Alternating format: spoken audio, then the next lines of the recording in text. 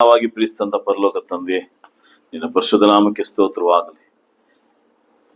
ನಮ್ಗೆ ಕೊಟ್ಟಂತಹ ವಿಶೇಷವಾದಂತಹ ಕಾರ್ಯವು ಒಂದಾಗಿದೆ, ಅದು ನಿಮ್ಮನ್ನು ಆರಾಧಿಸುವುದೇ. ಅದಕ್ಕಾಗಿ ನಮ್ಮನ್ನು ಆರಿಸಿಕೊಂಡಿದ್ದಿ, ನಮ್ಮನ್ನು ಅದಕ್ಕಾಗಿ ನಿನ್ನ ಸ್ವರೂಪದಲ್ಲಿ ರೂಪಿಸಿದ್ದಿ, ಚಿತ್ರಿಸಿದ್ದಿ. ನಿನ್ನ ಮಗನನ್ನ ಅದಕ್ಕಾಗಿ ನಮಗೆ ಕೊಟ್ಟಿದ್ದಿ. ನಿನ್ನ ಮಗನನ್ನ ದೇಹ ಎಂಬ ಸಭೆಯಲ್ಲಿ ಅದಕ್ಕಾಗಿ ಅಂಗವಾಗಿಟ್ಟಿದ್ದಿ. ನಮ್ಮನ್ನ ನಾವು ಎಚ್ಚರಿಸಿಕೊಳ್ಳುತ್ತಾ, ನಮ್ಮನ್ನ ಬಲಪಡಿಸಿಕೊಳ್ಳುತ್ತಾ, ನಾವು ಬದುಕುವಂತ ಸ್ವಲ್ಪ ಕಾಲವು ಈ ಭೂಮಿಯಲ್ಲಿ ನಿನಗೆ ಪ್ರಿಯವಾದಂತ ಕಾರ್ಯಗಳನ್ನು ಮುಗಿಸಿ ಹೋಗುವುದಕ್ಕೆ ನಮ್ಮನ್ನು ಬಲಪಡಿಸು. ವಾಕ್ಯದ ಭಾಗದಲ್ಲಿ ಮಾತನಾಡುವುದಕ್ಕೆ ನೀವು ಸಿದ್ಧರಾಗಿದ್ದೀರಿ, ಕೇಳುವುದಕ್ಕೆ ನಾವು ಸಿದ್ಧರಾಗಿದ್ದೇವೆ. ಮಾತಾಡಿದ ದಾಸನಾದ ನನ್ನ ನಿಪಾದ ಬಳಿಗೆ ಒಪ್ಪಿಸ್ತೇನೆ. ಪವಿತ್ರಾತ್ಮನ ಸಹಾಯದೊಂದಿಗೆ ಮಾತ್ರವೇ ಮಾತಾಡೋದಕ್ಕೆ ಬಲಪಡಿಸು. ಕೇಳುವಂತ ಎಲ್ಲಾ ಹೃದಯದ ಬಾಗಿಲನ್ನು ತೆರೆಸು, ವಾಕ್ಯದಲ್ಲಿ ಬಲಪಡಿಸು. ಹಿಂತಿರುಗಿ ಹೋಗುವಾಗ ಈ ವಾಕ್ಯವು ನಮ್ಮನ್ನು ಬಲಪಡಿಸಲಿ. ಯೇಸುವಿನ ನಾಮದಲ್ಲಿ ಬೇಡುತ್ತೇನೆ ನಮ್ಮ ತಂದೆಯೇ, ಆಮೆನ್. ಕ್ರಿಸ್ತನಲ್ಲಿ ಪ್ರಿಯರೇ, ದೇವರು ತಾನೇ ಈ ಹೊಸ ದಿನದಲ್ಲಿ ದೇವರನ್ನ ಆರಾಧಿಸೋದಕ್ಕೆ ನಮಗೆ ಕರೆತಂದಿದ್ದಾನೆ. ವರ್ಷಗಳನ್ನ, ಕಾಲಗಳನ್ನ ನಾವು ಕಳೀತಾನೇ ಇದ್ದೇವೆ. ದೇವರು ತಾನೇ ಹೊಸ ದಿನಗಳನ್ನ ಕೊಡ್ತಾ ನಮ್ಮ ಜೀವಿತದಲ್ಲಿ ಬದುಕಿಸಿ ಇವತ್ತು ನಾವೆಲ್ಲರೂ ಸಭೆಯಾಗಿ ಕೂಡಿಕೊಳ್ಳುವುದಕ್ಕೂ, ದೇವರ ವಾಕ್ಯಗಳನ್ನ ಕೇಳುವುದಕ್ಕೂ, ದೇವರನ್ನ ಸ್ತುತಿ ಯಜ್ಞಗಳನ್ನ ಅರ್ಪಿಸೋದಕ್ಕೂ, ವಾಕ್ಯಗಳನ್ನ ಆತನ ವಾಕ್ಯದಲ್ಲಿ ನಮ್ಮನ್ನ ಬಲಪಡಿಸಿಕೊಳ್ಳುವುದಕ್ಕೂ ನಾವು ಸಿದ್ಧರಾಗಿದ್ದೇವೆ. ವಿಶೇಷವಾಗಿ ಯೇಸು ಕ್ರಿಸ್ತನ ಮನ್ನವರನ್ನ ನೆನೆಸ್ಕೊಳ್ಳೋದಕ್ಕೋಸ್ಕರ ಬಂದಿದ್ದೇವೆ. ಈ ಕಾರ್ಯಕ್ಕೆ ಸಾಗೋದಕ್ಕಿಂತ ಮುಂಚೆ ಉಪದೇಶ ಭಾಗದಲ್ಲಿ ನಾವು ಇದ್ದೇವೆ. ಅಪೊಸ್ತಲರ ಬೋಧನೆಗಳನ್ನ ನಾವು ಕೇಳೋದಕ್ಕೆ ನಾವು ಸಿದ್ಧರಾಗುವ, ನಮ್ಮ ಸತ್ಯವನ್ನು ತಿಳಿಸ್ಕೊಳ್ಳುವ. ಯೋಹಾನನು ಬರೆದಂತ ಸುವಾರ್ತೆಯ ಪುಸ್ತಕ 6ನೇ ಅಧ್ಯಾಯ 28ನೇ ವಾಕ್ಯವನ್ನ ಈ ಸಮಯದಲ್ಲಿ ನಾವು ಧ್ಯಾನಿಸುವ. ಅಪೊಸ್ತಲ ಯೋಹಾನನು ಬರೆದಂತ ಸುವಾರ್ತೆ 6ನೇ ಅಧ್ಯಾಯ ಈ ಸಮಯದಲ್ಲಿ ನಾವೆಲ್ಲರೂ ಸತ್ಯವನ್ನು ತಿಳಿಸ್ಕೊಳ್ಳುವ 28ನೇ ವಾಕ್ಯದಲ್ಲಿ ಅಲ್ಲಿರುವಂತ ಜನರು ಕೇಳುವಂತ ಒಂದು ವಿಶೇಷವಾದಂತ ಒಂದು ಪ್ರಶ್ನೆ ಪ್ರಿಯರೇ, ಇದು ನಮಗೆ ತುಂಬಾ ಮುಖ್ಯವಾದದ್ದು ಎಂಬುದು ನಾನು ಎನಿಸ್ತಿದ್ದೇನೆ.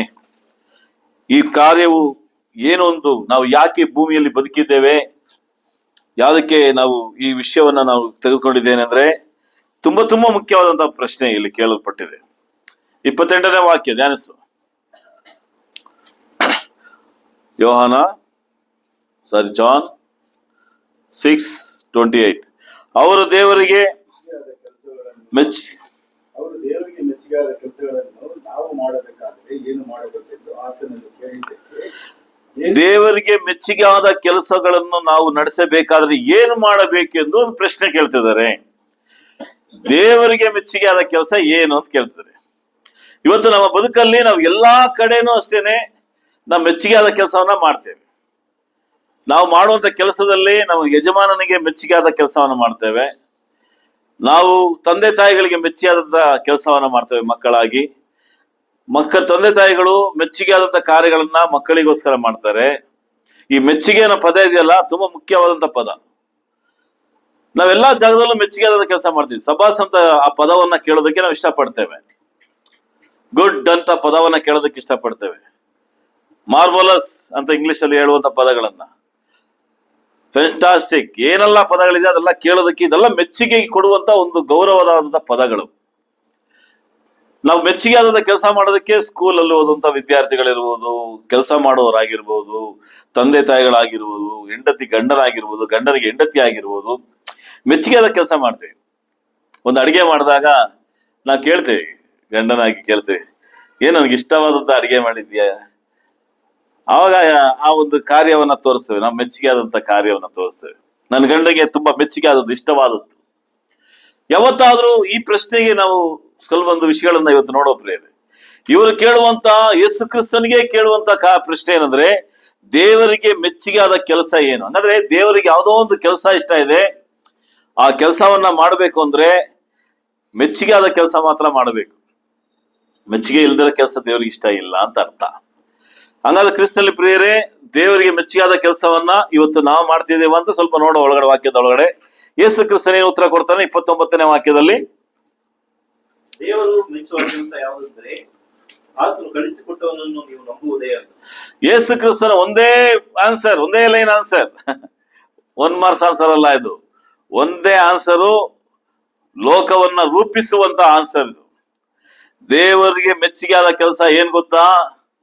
ಯಾರನ್ನ ಕಳಿಸಿ ಕೊಟ್ಟಿದ್ದಾನ ಆತನ ನಂಬುವುದೇ ನೀವು ದೇವರಿಗೆ ಮಾಡುವಂತ ಮೆಚ್ಚುಗೆಯಾದ ಕೆಲಸ. ಕ್ರಿಸ್ತಲ್ಲಿ ಪ್ರಿಯರೇ, ದೇವರು ಕಳಿಸಿ ಕೊಟ್ಟಿದ್ದು ಆತನ ಒಬ್ಬನೇ ಮಗನನ್ನ.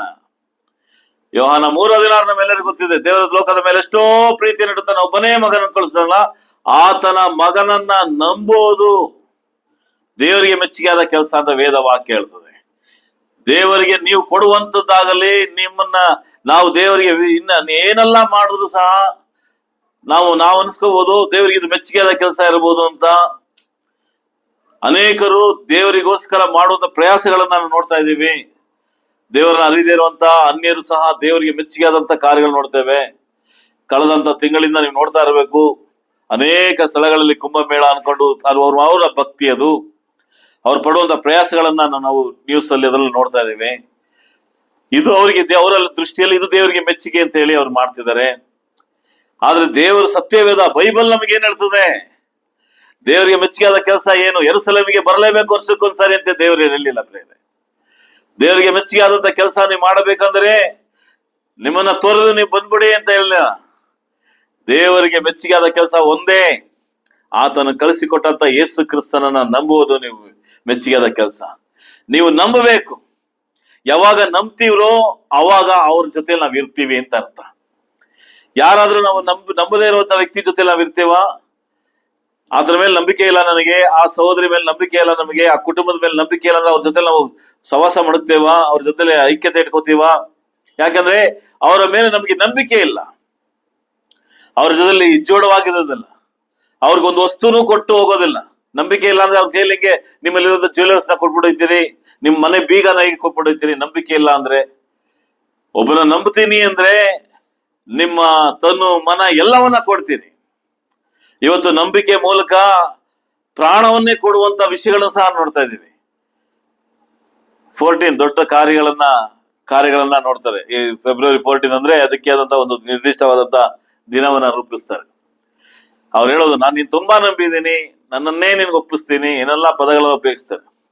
ಇನ್ನೊಂದು ದಿನ ಅದು ಕತ್ತಲೆಯ ದಿನ ಅಂತ ಸಹ ಗುರುತಿಸಲ್ಪಡ್ತದೆ, ಯಾಕಂದ್ರೆ ಸೈನಿಕರು ಸತ್ತಂತ ದಿನ ಹೌದು. ಸರಿ, ಕ್ರಿಸ್ತನಲ್ಲಿ ಪ್ರಿಯರೇ, ದೇವರಿಗೆ ಮೆಚ್ಚುಗೆ ಆದದ್ದು ಯಾವುದು? ಯೇಸು ಕ್ರಿಸ್ತನ ನಂಬೋದು ಅಂತ ಯೇಸು ಕ್ರಿಸ್ತನ ಹೇಳ್ತಾನೆ, ಕಳಿಸಿಕೊಟ್ಟ ಆತನ ನಂಬೋದು. ಇವ್ರು ಯಾರಿಗೆ ಹೇಳ್ತಾರೆ ಅಂದ್ರೆ ಯೂದರಿಗೆ ಹೇಳ್ತಿದ್ದಾನೆ. ಯೂದರು ಯೇಸು ಕ್ರಿಸ್ತನ ನಂಬಲಿಲ್ಲ. ಯೇಸು ಕ್ರಿಸ್ತನನ್ನ ಅವರು ಪೂರ್ಣವಾಗಿ ನಂಬದೇ ಇರೋದ್ರಿಂದನೇ ಸಿಲುಬೆಗೆ ಹಾಕಲ್ಪಟ್ರು. ಇವತ್ತು ಹೊಸ ಒಡಂಬಡಿಕೆಯಲ್ಲಿ ಬದುಕಿರುವಂತ ನಾನು ನಿಜವಾಗ್ಲೂ ಯೇಸು ಕ್ರಿಸ್ತನ ನಂಬಿದ್ದೇನಾ ಅನ್ನೋದು ಇವತ್ತು ನಮ್ಮ ಪ್ರಶ್ನಾರ್ಥಕವಾಗಿದೆ. ಅದನ್ನು ನಂಬಿದ್ದಾನೆ ನಾವು ದೀಕ್ಷಾ ಸ್ಥಾನ ಹೊಂದಿದ್ದೇವೆ, ಆತನೇ ರಕ್ಷಕನಂತ ನಾವು ದೇವರ ಕುಮಾರ ಅಂತ ಅರಿಕೆ ಮಾಡಿದ್ದೇವೆ, ಆತನ ವಾಕ್ಯಕ್ಕೆ ನಾವು ವಿಧೇಯರಾಗಿ ನಮ್ಮ ಪಾಪ ಪರಿಹಾರಕ್ಕಾಗಿ ನಾವು ದೀಕ್ಷಾಸ್ಥಾನ ಹೊಂದಿ ಸಭೆಯಲ್ಲಿ ಪ್ರತಿ ವಾರ ಕರ್ತನ ಮೇಜಲ್ಲಿ ಪಾಲ್ಗೊಳ್ತಿದ್ದೇವೆ. ಆದ್ರೆ ನಮ್ಮ ಕ್ರಿಯಾಪದಗಳು ಈ ರೀತಿಯಲ್ಲಿ ಇದೆಯಾ? ನಂಬಿಕೆಯಲ್ಲಿ ಪದಗಳಲ್ಲಿ ಮಾತ್ರ ನಂಬಿಕೆ ಇದೆಯಾ? ನೋಡುವ ಪ್ರೇಯರ್. ಇಬ್ರು ಅಕ್ಕ ತಂಗಿಯರ ವಿಷಯ ನಮ್ಗೆ ಅನೇಕ ಬಾರಿ ಓದಿದ್ದೇವೆ. ಇವತ್ತು ಓದಿದಂತ ಸಹೋದರ ಓದಿದಂತ ಸ್ಕ್ರಿಪ್ಟ್ ರೀಡಿಂಗ್ ಲೂಕ ನಮ್ ತಿರ್ಸ್ಕೊಳ್ಳುವ. ಲೂಕ 10ನೇ ಅಧ್ಯಾಯದಲ್ಲಿ ನಡೆದಂತ ಘಟನೆ ಏನು? ಯೇಸು ಕ್ರಿಸ್ತನು ಆ ಒಂದು ಪಟ್ಟಣಕ್ಕೆ ಹೋಗುವಂತ ಸಂದರ್ಭದಲ್ಲಿ ಕಾರ್ಯ. 10ನೇ ಅಧ್ಯಾಯ 38ನೇ ವಾಕ್ಯವನ್ನು ಧ್ಯಾನಿಸುವ. ಅವರು ಸಂಚಾರ ಮಾಡುತ್ತಿರುವಾಗ ಆತನು ಒಂದಾನೊಂದು ಹಳ್ಳಿಗೆ ಬಂದನು. ಅಲ್ಲಿ ಮಾತನೆಂಬ ಒಬ್ಬ ಸ್ತ್ರೀಯು ಆತನನ್ನು ತನ್ನ ಮನೆಯಲ್ಲಿ ಇರಿಸಿಕೊಂಡರು. ಓದಿ. ಆಕೆಗೆ ಮರಿಯಳೆಂಬ ಒಬ್ಬ ತಂಗಿ ಇದ್ದಳು. ಈಕೆಯು ಸ್ವಾಮಿಯ ಪಾದಗಳ ಬಳಿಯಲ್ಲಿ ಕೂತುಕೊಂಡು ಆತನ ವಾಕ್ಯವನ್ನು ಕೇಳುತ್ತಿದ್ದಳು. ಇದು ಅನೇಕ ಬಾರಿ ನಿಮಗೆ ನಾನು ಸಹ ಮಾತಾಡಿದ್ದೀನಿ, ಕೇಳಿದಿರಿ, ಓದಿದಿರಿ. ಈ ಸಂದರ್ಭವನ್ನ ಈ ಮೆಚ್ಚುಗೆ ಎಂಬ ಪದದ ಒಳಗಡೆ ಇದನ್ನ ನೋಡೋ ಪ್ರಿಯರೇ. ಯೇಸು ಕ್ರಿಸ್ತನ್ ಹೇಳಿದಂತ ಆತನ ಕಳಿಸಿಕೊಟ್ಟವನ್ನ ನಂಬೋದೇ ನೀವು ಆತನಿಗೆ ಮೆಚ್ಚುಗೆ ಕೆಲಸ ಅಂತಿದೆಯಲ್ಲ, ಯೇಸು ಕ್ರಿಸ್ತನ ಮೆಚ್ಚುಗೆಯಾದ ಕೆಲಸವನ್ನ, ದೇವರ ಮೆಚ್ಚುಗೆಯಾದ ಕೆಲಸವನ್ನ ಒಳಪಡಿಸಿ ಈ ಒಂದು ವಾಕ್ಯದ ಭಾಗವನ್ನು ಧ್ಯಾನಿಸುವ. ಇದು ಬೇರೆ ಬೇರೆ ದಿಕ್ಕನ ಕೋನಗಳಲ್ಲಿ ನಾವು ಓದಿದ್ದೇವೆ. ಇಲ್ಲಿ ಅಕ್ಕ ತಂಗಿಯರು ಇದ್ದಾರೆ. ಮಾರ್ತಾಳು ಯೇಸು ಕ್ರಿಸ್ತನ ತನ್ನ ಮನೆಗೆ ಬರಮಾಡಿಕೊಳ್ತಾಳೆ. ಮಾರ್ತಾಳು ಮನೆಗೆ ಬಂದಾಗ ಮಾರ್ತಾಳ ತಂಗಿ ಮನೆ ಒಳಗಡೆ ಕುಂತಿದ್ದಾಳೆ. ಮನೆ ಒಳಗಡೆ ಅವರೆಲ್ಲ ಕುಂತಿದ್ದಾರೆ. ಯೇಸು ಕ್ರಿಸ್ತನ ಪಾದ ಬಳಿಗೆ ಹೋಗಿ ತಂಗಿಯಾದ ಮರಿಯಳು ದೇವರ ವಾಕ್ಯವನ್ನು ಕೇಳೋದಕ್ಕೂ ಆತನ ವಾಕ್ಯಗಳನ್ನು ಕೇಳೋದಕ್ಕೆ ಸಿದ್ಧರಾಗಿದೆ. ಗೊತ್ತಿರುವಂತ ಸಂದರ್ಭ. ಇಲ್ಲೇನ್ ಪ್ರಾಬ್ಲಮ್, ಏನ್ ಸಮಸ್ಯೆ ಏನಿಲ್ಲಿ? ಯಾಕೆ ಮಾರ್ತಾಳು ಬಂದ್ಬಿಟ್ಟು 40ನೇ ವಾಕ್ಯದಲ್ಲಿ ಈ ಪದಗಳನ್ನು ಉಪಯೋಗಿಸ್ತಾಳೆ? 40ನೇ ವಾಕ್ಯ. ಆದರೆ ಮಾತು ಬಹಳ ಸೇವೆಯ ವಿಷಯವಾಗಿ ಬೇಸತ್ತು ಆತನ ಬಳಿಗೆ ಬಂದು, ಸ್ವಾಮಿ, ನನ್ನ ತಂಗಿಯು ಸೇವೆಗೆ ನನ್ನ ಒಬ್ಬಳನ್ನೇ ಬಿಟ್ಟಿದ್ದಾಳೆ. ಇದಕ್ಕೆ ನಿನಗೆ ಚಿಂತೆ ಇಲ್ಲವೋ? ನನಗೆ ನೆರವಾಗಬೇಕಿದ್ದು ಆಕೆಗೆ ಹೇಳು. ಯೇಸು ಕ್ರಿಸ್ತನ ಬಳಿಯಲ್ಲಿ ಕೇಳುವಂತ ಒಂದು ಪ್ರಶ್ನೆ ಏನಿದೆ? ಯೇಸು ಕ್ರಿಸ್ತನ ಬಳಿಯಲ್ಲಿ ತನಗೆ ನಡೆದಂತ ಘಟನೆಯನ್ನ ಯಾವ ರೀತಿಯಲ್ಲಿ ಪ್ರಸ್ತಾವ ಮಾಡ್ತಿದ್ದಾಳೆ ಅಂತ ನೋಡೋದಾದ್ರೆ ಕ್ರಿಸ್ತನಲ್ಲಿ ಪ್ರಿಯರೇ, ಮಾರ್ತಳ ಒಂದು ಸ್ಥಿತಿಯನ್ನ ನಾವು ನೋಡುವ. ಮಾರ್ತಳು ಒಂದು ಸ್ತ್ರೀನೇ, ಮರಿಯಳು ಒಂದು ಸ್ತ್ರೀನೇ. ಇಲ್ಲಿ ಅನೇಕ ಸ್ತ್ರೀಯರು ಇಲ್ಲಿದ್ದೀರಿ. ನಿಮಗೆ ಈ ಒಂದು ಪ್ರಶ್ನೆಯನ್ನು ಹಾಕಿಕೊಳ್ಳಿ, ನಿಮ್ಮಲ್ಲಿ ಯಾವ ರೀತಿಯಲ್ಲಿ ಮಾರ್ತಳಾಗಿ ಪ್ರತಿದಿನ ಇದ್ದೀರಿ, ಇಲ್ಲ ಮರಿಯಳಾಗಿ ಪ್ರತಿದಿನ ಇದ್ದೀರಿ? ಯಾವುದು ಮೆಚ್ಚುಗೆ ಆದಂತ ಕಾರ್ಯ? ಎಲ್ಲಿ ನೋಡವ ಆ ಒಂದು ಯೋಹಾನನಿಗೆ ಬರೆದಂತ ಸುವಾರ್ತೆ ಪುಸ್ತಕದಲ್ಲಿ ಈ ವಾಕ್ಯವನ್ನು ಒಳಗೊಂಡು ಇಲ್ಲಿ ಸೇರಿಸಿ ನೋಡುವ. ಮಾರ್ತಳು ಬಂದು ಯೇಸು ಕ್ರಿಸ್ತನಿಗೆ ಕೇಳುವಂತ ಮಾತಂದ್ರೆ, ಮಾರ್ತಳು ಬಹಳ ಸೇವೆಯ ವಿಷಯದಲ್ಲಿ ಬೇಸತ್ತು ಅಂತ ಹೇಳ್ತಾಳೆ. ಏನ್ ಸೇವೆ ಮಾಡ್ತಿದ್ದಾಳೆ? ಬಂದಂತ ಯೇಸು ಕ್ರಿಸ್ತನ ಒಬ್ಬನೇ ಅಲ್ಲ, ಆತನ ಜೊತೆಯಲ್ಲಿ ಇನ್ನೂ 12 ಜನ ಇದ್ದಾರೆ ಅಲ್ಲಿ ಶಿಷ್ಯರು. ಒಟ್ಟು 13 ಜನ ಇದ್ದಾರೆ ಅಲ್ಲಿ. 13 ಜನಕ್ಕೆ ಅವಳ ಸಿದ್ಧತೆಗಳನ್ನ ಮಾಡೋದು ತುಂಬಾ ಕಷ್ಟ. 2-3 ಜನ ಮನೆಗೆ ಬಂದ್ರೇನೆ, ಅತಿಥಿ ಬಂದ್ರೇನೆ ಅವ್ರಿಗೆ ಅಡಿಗೆ ಮಾಡೋದು ಕಷ್ಟವಿದೆ. ಇವರು ಅಷ್ಟು ಜನಕ್ಕೆ 13 ಜನಗಳಿಗೆ, 13 ಪುರುಷರಿಗೆ ಸಿದ್ಧತೆಗಳು ಮಾಡ್ಬೇಕು ಅಂದ್ರೆ ಒಂದೇ ಸ್ತ್ರೀ ಕೈಲಿ ಹೇಗ್ ಸಾಧ್ಯ? ಕಠಿಣ ತಾನೆ. ಒಬ್ರು ಸಹಾಯ ಇನ್ನೊಬ್ರು ಇದ್ರೆ ಬೇಗ ಬೇಗ ಆಗತ್ತೆ. ಇವ್ರು ಯೂದರ ಪ್ರಕಾರ ಇವ್ರು ತಿನ್ನುವುದೇ ರೊಟ್ಟಿಯನ್ನ ಮಾಡೋದು ಕಷ್ಟ. ಇಲ್ಲಿ ರೊಟ್ಟಿ ಮಾಡ್ಬೇಕು, ಆಹಾರ ರೆಡಿ ಮಾಡ್ಬೇಕು, ಬಂದವರಿಗೆ ನೀರು ಕೊಡ್ಬೇಕು. ಮೊದಲನೇದು ಯೂದರ ಮನೆ ಒಳಗಡೆ ಬಂದ್ರೆ ಏನ್ ಕೊಡ್ಬೇಕು? ಕಾಲು ತೊಳೆಯೋದಕ್ಕೆ ನೀರು ಕೊಡ್ಬೇಕು, ಕೈಕಾಲು ತೊಳೆಯೋದಕ್ಕೆ ನೀರು ಕೊಡ್ಬೇಕು, ಅವ್ರು ಕುಂತ್ಕೊಳ್ಳೋದಕ್ಕೆ ಅವ್ರಿಗೆ ಸಿದ್ಧತೆ ಮಾಡ್ಕೊಡ್ಬೇಕು. ನಾವಾದ್ರೆ ಈಗಾದ್ರೆ ಸೋಫಾ ಇದೆ, ಚೇರ್ ಇದೆ, ಆಲ್ರೆಡಿ ರೆಡಿ ಮಾಡಿರ್ತೀವಿ, ಬಂದ ಅತಿಥಿಗಳು ಆರಾಮಾಗಿ ಕೂರ್ತಾರೆ. ಆಗಾಗಲ್ಲ, ಆಗ ಸಿದ್ಧತೆ ಮಾಡ್ಬೇಕು. ಯೂದರ್ಗಳು ಬಂದ್ರೆ ಪುರುಷರು ಬಂದಾಗ ಅವ್ರು ಕುಂತ್ಕೊಳ್ಳೋದಕ್ಕೆ ಕೆಳಗಡೆ ಮ್ಯಾಟ್ ಗೀಟ್ ಎಲ್ಲ ಹಾಕಿ ರೆಡಿ ಮಾಡ್ಬೇಕು. ಬಂದಂತವರಿಗೆ ಹೊರಗಡೆ ನೀರು ಕೊಡ್ಬೇಕು. ಅನೇಕ ವಿಷಯಗಳಿದೆ. ಯೇಸು ಕ್ರಿಸ್ತನೇ ಒಬ್ಬ ಪರಿಸಾಯನಿಗೆ ಹೇಳುವಂತ ಮಾತಿದು. ಇದನ್ನ ಎಲ್ಲವೂ ಒಬ್ಬಳೇ ಮಾಡೋದು ತುಂಬಾ ಕಷ್ಟ. ಒಬ್ಬರಲ್ಲ, ಇಬ್ಬರಲ್ಲ, 13 ಜನ ಯೇಸು ಕ್ರಿಸ್ತನ ಸೇರಿಸಿ. ಆ ಸಂದರ್ಭದಲ್ಲಿ ಅವಳು ಬೇಸತ್ತೋಯ್ತು, ಅವಳಿಗೆ ಟಯರ್ಡ್ ಆಗೋಯ್ತು, ತುಂಬಾ ಬಲಹೀನಲಾಗೋದು. ಏನ್ ಹುಡುಗಾಟನ? ಈಸಿನಾ ಅಂದ್ರೆ ಖಂಡಿತ ಸಹೋದರಿ ಕೇಳಿದ್ರೆ ಖಂಡಿತ ಈಸಿ ಅಲ್ಲ ಅಂತ ಹೇಳ್ತೀರಿ. ಯಾಕಂದ್ರೆ ನಿಮ್ಮ ಶ್ರಮೆ ನಮ್ಗೆ ಗೊತ್ತಿದೆ. ಪುರುಷರಾದ್ರೆ ನಾವಾದ್ರೂ ಸ್ವಲ್ಪ ಬಚಾವಾಗಿದ್ದೀವಿ. ಕ್ರಿಸ್ತನ ಪ್ರಿಯರೇ, ಬೇಸತ್ತು ಅಂತ ಮದ ಇದೆ ಅಲ್ಲಿ. Is tired. ಯೇಸು ಕ್ರಿಸ್ತನ ಹತ್ರನೇ ಬಂದು ಕೇಳ್ತಿದ್ದಾಳೆ. ತನ್ನ ತಂಗಿನ ಕರೆದವಳೋ ಏನೋ ಗೊತ್ತಿಲ್ಲ, ವೇದವಾಕ್ಯ ಅದನ್ನ ಹೇಳಲಿಲ್ಲ. ಆದ್ರೆ ಯೇಸು ಕ್ರಿಸ್ತನ ಹತ್ರ ಬಂದು ಕೇಳ್ತಾಳೆ, ಸ್ವಾಮಿ, ನನ್ನ ತಂಗಿಯು ಸೇವೆಗೆ ನನ್ನ ಒಬ್ಬಳನ್ನೇ ಬಿಟ್ಟಿದ್ದಾಳೆ. ನನ್ನ ಮಾಡುವಂತ ಈ ಕೆಲಸಕ್ಕೆ ನನ್ನ ತಂಗಿ ಒಬ್ಬಳೇ ಬಿಟ್ಬಿಡು, ಅವಳು ಆರಾಮಾಗಿ ನಿಮ್ಮ ಪಾದ ಹತ್ರ ಕುಂತಿದ್ದಾಳೆ, ವಾಕ್ಯ ಕೇಳ್ತಿದ್ದಾಳೆ. ಕ್ರಿಸ್ತನ ಪ್ರಿಯರೇ, ಗಮನ ಇಟ್ಟು ನೋಡಿ. ಮರಿಯಳು ಮಾಡುವಂತ ಕೆಲಸಕ್ಕಿಂತ ಮಾರ್ತಳು ಮಾಡುವುದು ಕಠಿಣವಾದಂತ ಕೆಲಸ. Is physical problem. ಫಿಸಿಕಲ್ ಆಗಿ ತುಂಬಾ ಟಯರ್ಡ್ ಆಗಿದ್ದಾಳೆ ಪಾಪ. ಆದ್ರೆ ಯೇಸು ಕ್ರಿಸ್ತನ್ ಕೇಳ್ತಾಳೆ, ನನ್ನ ಒಬ್ಬಳನ್ನೇ ಬಿಟ್ಟಿದ್ದಾಳೆ. ಯಾಕೆ ತಂಗಿ ಗೊತ್ತಾಗ್ಲಿಲ್ವಾ? ಬಂದಂತ ಅತಿಥಿ ಸತ್ಕಾರ ಮಾಡ್ಬೇಕು, ಬಂದವರಿಗೆ ನೀರು ಕೊಡ್ಬೇಕು, ಬಂದವರಿಗೆ ಕುಡಿಯೋದಕ್ಕೆ ನೀರು ಕೊಡ್ಬೇಕು, ಬಂದವರಿಗೆ ಕುಂತ್ಕೊಳ್ಳೋದಕ್ಕೆ ಸಿದ್ಧತೆ ಮಾಡ್ಬೇಕು, ಅವ್ರಿಗೆ ಹಸಿಟ್ ಕಲಸಿ ರೊಟ್ಟಿ ಮಾಡ್ಬೇಕು. ಗೊತ್ತಿಲ್ವಾ ಮರಿಯಳಿಗೆ? ಗೊತ್ತಿದೆ. ಅದಕ್ಕಿಂತ ಮುಖ್ಯವಾದಂತ ವಿಷಯವನ್ನ ಮರಿಯಳು ಅರ್ಥ ಮಾಡ್ಕೊಂಡಿದ್ದಾಳೆ ಪ್ರಿಯರೇ. ಅದೇ ದೇವರಿಗೆ ಮೆಚ್ಚಿಯಾದಂತ ಕೆಲಸ. ಬಂದಂತ ಅತಿಥಿ ಸತ್ಕಾರಕ್ಕಿಂತಲೂ ಅತಿಥಿಗಳಿಂದ ಬರುವಂತ ವಿಷಯವನ್ನ ಕೇಳೋದಕ್ಕೆ ಅವಳು ಸಿದ್ಧಳಾಗಿದ್ದಾಳೆ. ಅದಕ್ಕೆ ಇಲ್ಲಿ ಯೇಸು ಕ್ರಿಸ್ತನ್ ಹೇಳ್ತಿದ್ದಾನೆ, ಇದಕ್ಕೆ ನಿನಗೆ ಚಿಂತೆ ಇಲ್ಲವೋ ಅಂತ ಕೇಳಿದಾಗ ಯೇಸು ಕ್ರಿಸ್ತನ್ ಹೇಳ್ತಾನೆ 41ನೇ ವಾಕ್ಯದಲ್ಲಿ, ಸ್ವಾಮಿಯ ಆಕೆಗೆ, ಮಾತರೆ ಮಾತರೆ, ನೀನು ಅನೇಕ ವಿಷಯವಾಗಿ ಚಿಂತೆಯಲ್ಲಿಯೋ ಗಡಿಬಿಡಿಯಲ್ಲಿಯೋ ಸಿಕ್ಕಿಕೊಂಡಿದ್ದೀ. ಕೆಲವು ಮಾತ್ರ ಬೇಕಾದದ್ದು ಅಥವಾ ಒಂದೇ. ಮರಿಯಳು ಆ ಉತ್ತಮ ಭಾಗವನ್ನು ಆರಿಸಿಕೊಂಡಿದ್ದಾಳೆ, ಅದು ಆಕೆಯಿಂದ ತೆಗೆದುಕೊಳ್ಳುವುದಿಲ್ಲ ಎಂದು. ಯೇಸು ಕ್ರಿಸ್ತನ್ ಹೇಳುವಂತ ಮಾತು ಕರೆಕ್ಟ್ ಇದೆಯಾ? ಯೇಸು ಕ್ರಿಸ್ತನ್ ಮಾರ್ತಳಿಗೆ ಹೇಳುವಂತ ಸ್ಟೇಟ್ಮೆಂಟ್ ಕರೆಕ್ಟ್ ಆಗಿದೆಯಾ?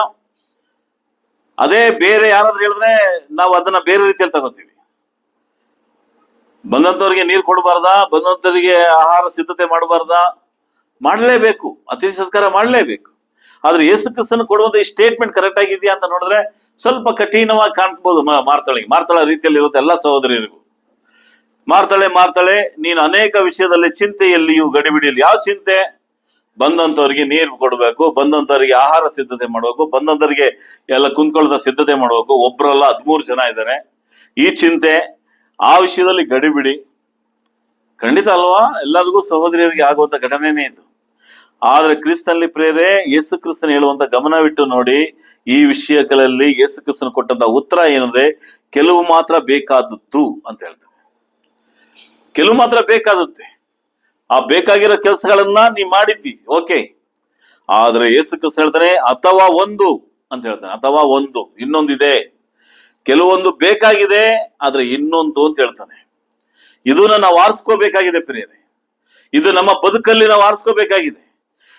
ಗಡಿಬಿಡಿ ಅಂತ ಹೇಳುವಂತ ಮಾತು, ಚಿಂತೆ ಅಂತ ಹೇಳುವಂತ ಮಾತು ನಮ್ಮ ಬದುಕಲ್ಲಿ ನಾವು ತುಂಬಾ ಚಿಂತೆ ಮಾಡ್ತೀವಿ.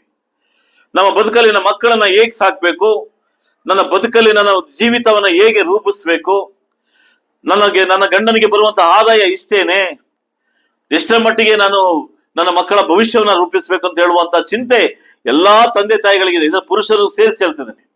ಹೌದು, ಈ ಚಿಂತೆಯಲ್ಲೇ ನಾವು ಬದುಕಿದ್ದೇವೆ ಪ್ರಿಯರೇ. ಮಂತ್ಲಿ ಸ್ಯಾಲರಿ ನಮ್ಗೆ ಎಷ್ಟು, ನಮ್ಗೆ ಬರುವಂತ ಆದಾಯದಲ್ಲಿ ನಮಗೆ ಖರ್ಚು ಎಷ್ಟು, ನಾಳೆ ಮಕ್ಕಳು ಓದುವಂತ ವಿದ್ಯಾಭ್ಯಾಸಕ್ಕೆ ಬೇಕಾಗಿದೆ, ನಾಳೆ ಮಕ್ಕಳಿಗೆ ಮದುವೆಗೆ ಬೇಕಾಗಿದೆ, ನಾಳೆ ಇನ್ನೊಂದಕ್ಕೆ ಬೇಕಾಗಿದೆ ಅಂತ ಚಿಂತೆ ಮಾಡಿ ಆ ಗಡಿಬಿಡಿಯಲ್ಲೇ ನಾವು ಒಂದು ದಿನಕ್ಕೆ ಎಷ್ಟು ಸಾರಿ ಕುಂತಿದ್ದೀವಿ ಅಂತ ಯೋಚನೆ ಮಾಡಿ ಪ್ರಿಯರೇ. ಯೋಚನೆ ಮಾಡಿ, ನೀವು ಒಬ್ಬರೇ ಎಷ್ಟು ಸಾರಿ ಕುಂತು ಯೋಚನೆ ಮಾಡಿದ್ದೀರಿ ಅಂತ ಯೋಚನೆ ಮಾಡಿ. ಗಂಡ ಹೆಂಡತಿಯರಿಗೆ ಎಷ್ಟು ಸಾರಿ ಕುಂತ್ಕೊಂಡು ಯೋಚನೆ ಮಾಡಿದ್ದೀರಿ, ಎಷ್ಟು ಸಾರಿ ತಂದೆ ಮಕ್ಕಳ ಜೊತೆಯಲ್ಲಿ ಕುಂತ್ಕೊಂಡು ಯೋಚನೆ ಮಾಡಿದ್ದೀರಿ ವಿಷಯದಲ್ಲಿ. ತುಂಬಾ ಯೋಚನೆ ಮಾಡ್ತೀವಿ ನಾವು. ಯಾಕಂದ್ರೆ ಮುಂದಿನ ಭವಿಷ್ಯ ನಮಗೆ ದೊಡ್ಡ ಬೆಟ್ಟವಾಗಿ ಕಾಣಿಸ್ತ್ರೇನೆ ಅದು ನಮಗೆ ಗಡಿಬಿಡಿಯಾಗಿಯೂ ಚಿಂತೆಯಾಗಿ ಕಾಣಿಸ್ತದೆ. ಇದನ್ನೇ ಮಾರ್ತಾಳಿಗೆ ಯೇಸು ಕ್ರಿಸ್ತನು ಹೇಳೋದು. ಈ what is the best place, ಯಾವುದು ಉತ್ತಮ, ಯಾವುದು ಉತ್ತಮ ಅನ್ನೋದು ನಮ್ಗೆ ಗೊತ್ತಿದ್ದು ಸಹ ನಾವು ಗಡಿಬಿಡಿ ಆಗೋದೇನಕ್ಕೆ, ಯಾವುದು ಉತ್ತಮದ ಗೊತ್ತಿದ್ದು ಸಹ ನಾವ್ ಯಾಕೆ ಚಿಂತೆ ಮಾಡೋದೇನಕ್ಕೆ? ಮಾರ್ತಾಳ ರೀತಿಯಲ್ಲಿ ನಾವಿದ್ದೇವೆ. ಬಂದಂತವ್ರಿಗೆ ಅತಿಥಿ ಸತ್ಕಾರ ಮಾಡೋದು, ಬಂದಂತವ್ರಿಗೆ ಎಲ್ಲಾ ಸೌಕರ್ಯ ಮಾಡೋದು ತಪ್ಪಲ್ಲ. ನಮ್ಮ ಬದುಕಲ್ಲಿ ನಾವು ಇದ್ರ ಬಗ್ಗೆ ಚಿಂತೆ ಮಾಡೋದು ತಪ್ಪಲ್ಲ, ಇದ್ರ ಬಗ್ಗೆ ಯೋಚನೆ ಮಾಡೋದು ತಪ್ಪಲ್ಲ. ಅದೇನೇ ಯೋಚನೆ ಮಾಡ್ತಿದ್ರೆ, ಅದ್ರ ಬಗ್ಗೆನೇ ಮಾತಾಡ್ತಿದ್ರೆ, ಅದ್ರ ಬಗ್ಗೆನೇ ನಾವು ಕಷ್ಟಗಳನ್ನ ಇವ್ರಿಗೆ ನಾವ್ ಹೇಳ್ತಾ ಇದ್ರೆ, ಅದನ್ನೇ ಪ್ರಾರ್ಥನೆಯಲ್ಲಿ ವಿಜ್ಞಾಪನೆಗಳಲ್ಲಿ ಇಡ್ತಾ ಇದ್ರೆ, ನಾವು ಯಾವ್ದನ್ನ ಹುಡುಕ್ತಾ ಇದೀವಿ ಅದನ್ನ ಬಿಟ್ಟೋಗ್ತೀವಿ ಪ್ರೇರೆ. ದೇವರಿಗೆ ಮೆಚ್ಚಿಯಾದ ಕಾರ್ಯವನ್ನ ಬಿಟ್ಟೋಗ್ತಾ ಇದೀವಿ. ಎಷ್ಟು ಸಾರಿ ದೇವರ ವಾಕ್ಯದಲ್ಲಿ ನಾವು ನೆಲೆಯಾಗಿ ನಿಂತಿದ್ದೀವಿ. ಒಂದು ದಿನಕ್ಕೆ ಎಷ್ಟು ಸಾರಿ ದೇವರ ವಾಕ್ಯವನ್ನ ನಾವು ಓದ್ತೀವಿ, ಎಷ್ಟು ಸಾರಿ ವೇದ ವಾಕ್ಯನ ಧ್ಯಾನ ಮಾಡ್ತೀವಿ, ಮನೇಲಿ ಕುಂತ್ಕೊಂಡು ಎಷ್ಟು ಸಾರಿ ಬೈಬಲ್ ಓದ್ತೀವಿ, ಲೆಕ್ಕ ಹಾಕಿ ನಾವು ಪರ್ಸನಲ್ ಆಗಿ ಕುಟುಂಬವಾಗಿ ಎಷ್ಟು ಸಾರಿ ಪ್ರಾರ್ಥನೆ ಮಾಡ್ತೀವಿ. ಕುಟುಂಬ ಪ್ರಾರ್ಥನೆ ಮಾಡಿದ್ರೆ ಸೀಮಿತ ಸಾಕ? ನಾವು ಬೆಳಗ್ಗೆ ಎದ್ದ ತಕ್ಷಣ ಪ್ರಾರ್ಥನೆ ಮಾಡ್ತೀವಿ ಬ್ರದರ್. ಏನ್ ಮಾಡ್ತೀರಿ? ಒಂದ್ ಹಾಡಾಡ್ತೀವಿ, ಒಂದೆರಡು ವಾಕ್ಯ ಓದ್ತೀವಿ, ಒಂದ್ ಪ್ರಾರ್ಥನೆ ಮಾಡ್ತೀವಿ, ತಿರ್ಗಾ ಸಂಜೆ ಒಂದು ಹಾಡಾಡ್ತೀವಿ. ಸಾಕ? ದೇವರಿಗೆ ಮೆಚ್ಚುಗೆ ಆದದ್ದು ಯಾವ್ದನ್ನ ನಾವು ಮಾಡ್ಬೇಕು ಅದನ್ನ ಸೀಮಿತವಾಗಿಟ್ಟಿದೀವಿ. ಯಾವ್ದನ್ನ ಚಿಂತೆ ಮಾಡಬಾರ್ದು ಅಂತ ಹೇಳ್ತಿದನೋ, ಯಾವ್ದನ್ನ ಗಡಿಬಿಡಿ ಆಗ್ಬಿಡೋದ್ರದೋ ಅದು ದೊಡ್ಡದಾಗ ನಾವು ಮಾಡ್ತಿದೀವಿ. ಇದೇ ಮಾರ್ತಾಳ ಪರಿಸ್ಥಿತಿಯಲ್ಲಿ ನಾವು ಬದುಕಿದ್ದೇವೆ ಬೇರೆ. ಇದು ಇಲ್ಲಿರುವಂತಹ ಈ ಒಂದು ಘಟನೆಗಳು ನಡೀತಿರೋದು ಇನ್ನೂ ಯೇಸು ಕ್ರಿಸ್ತನು ಸಿಲುಬೆಗೆ ಸಾಯೋದಕ್ಕಿಂತ ಮುಂಚೆ ನಡೆದ ಘಟನೆಗಳು.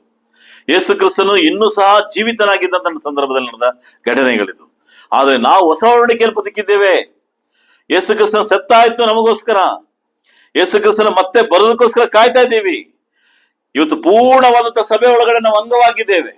ಆದ್ರೂ ಈಗಲೂ ನಾವು ಮಾರ್ತಾಳ ರೀತಿಯಲ್ಲಿ, ಈಗಲೂ ಸಹ ನಮ್ಮ ಮಾರ್ತಾಳ ರೀತಿಯಲ್ಲಿ ಗಡಿಬಿಡಿ ಆಗಿದ್ರೆ, ದೇವರಿಗೆ ಮೆಚ್ಚುಗೆ ಆದಂತ ನಾವು ಕಾರ್ಯನ ಮಾಡ್ಲಿಲ್ಲ ಅಂದ್ರೆ, ದೇವರು ನಮ್ಮನ್ನ ವಿಷಯದಲ್ಲಿ ಯೇಸು ಕ್ರಿಸ್ತನ ಹೇಳುವಂತ ಮಾತು ಒಂದೇ, ನೀನು ಗಡಿಬಿಡಿಯಾಗಿದ್ದಿ, ನೀನ್ ಚಿಂತೆ ಮಾಡ್ತಿದ್ದಿ ಅಂತ ಹೇಳುವಂತ ಮಾತು ಒಂದೇ ಪ್ರಿಯ. ಇದು ಯೇಸು ಕ್ರಿಸ್ತನಿಗೆ ನಾನು ಈ ಮಾತು ಹೇಳ್ತಿದ್ದೇನ, ನಿಮಗೂ ಸಹ ನಮಗೂ ಈ ಮಾತನ ಪ್ರಶ್ನೆ ಒಳಗಡೆ ನಾವು ಇದ್ದೇವೆ ಅಂತ ಲೆಕ್ಕ ಹಾಕಿ ಇವತ್ತು ಹೇಳದೆ.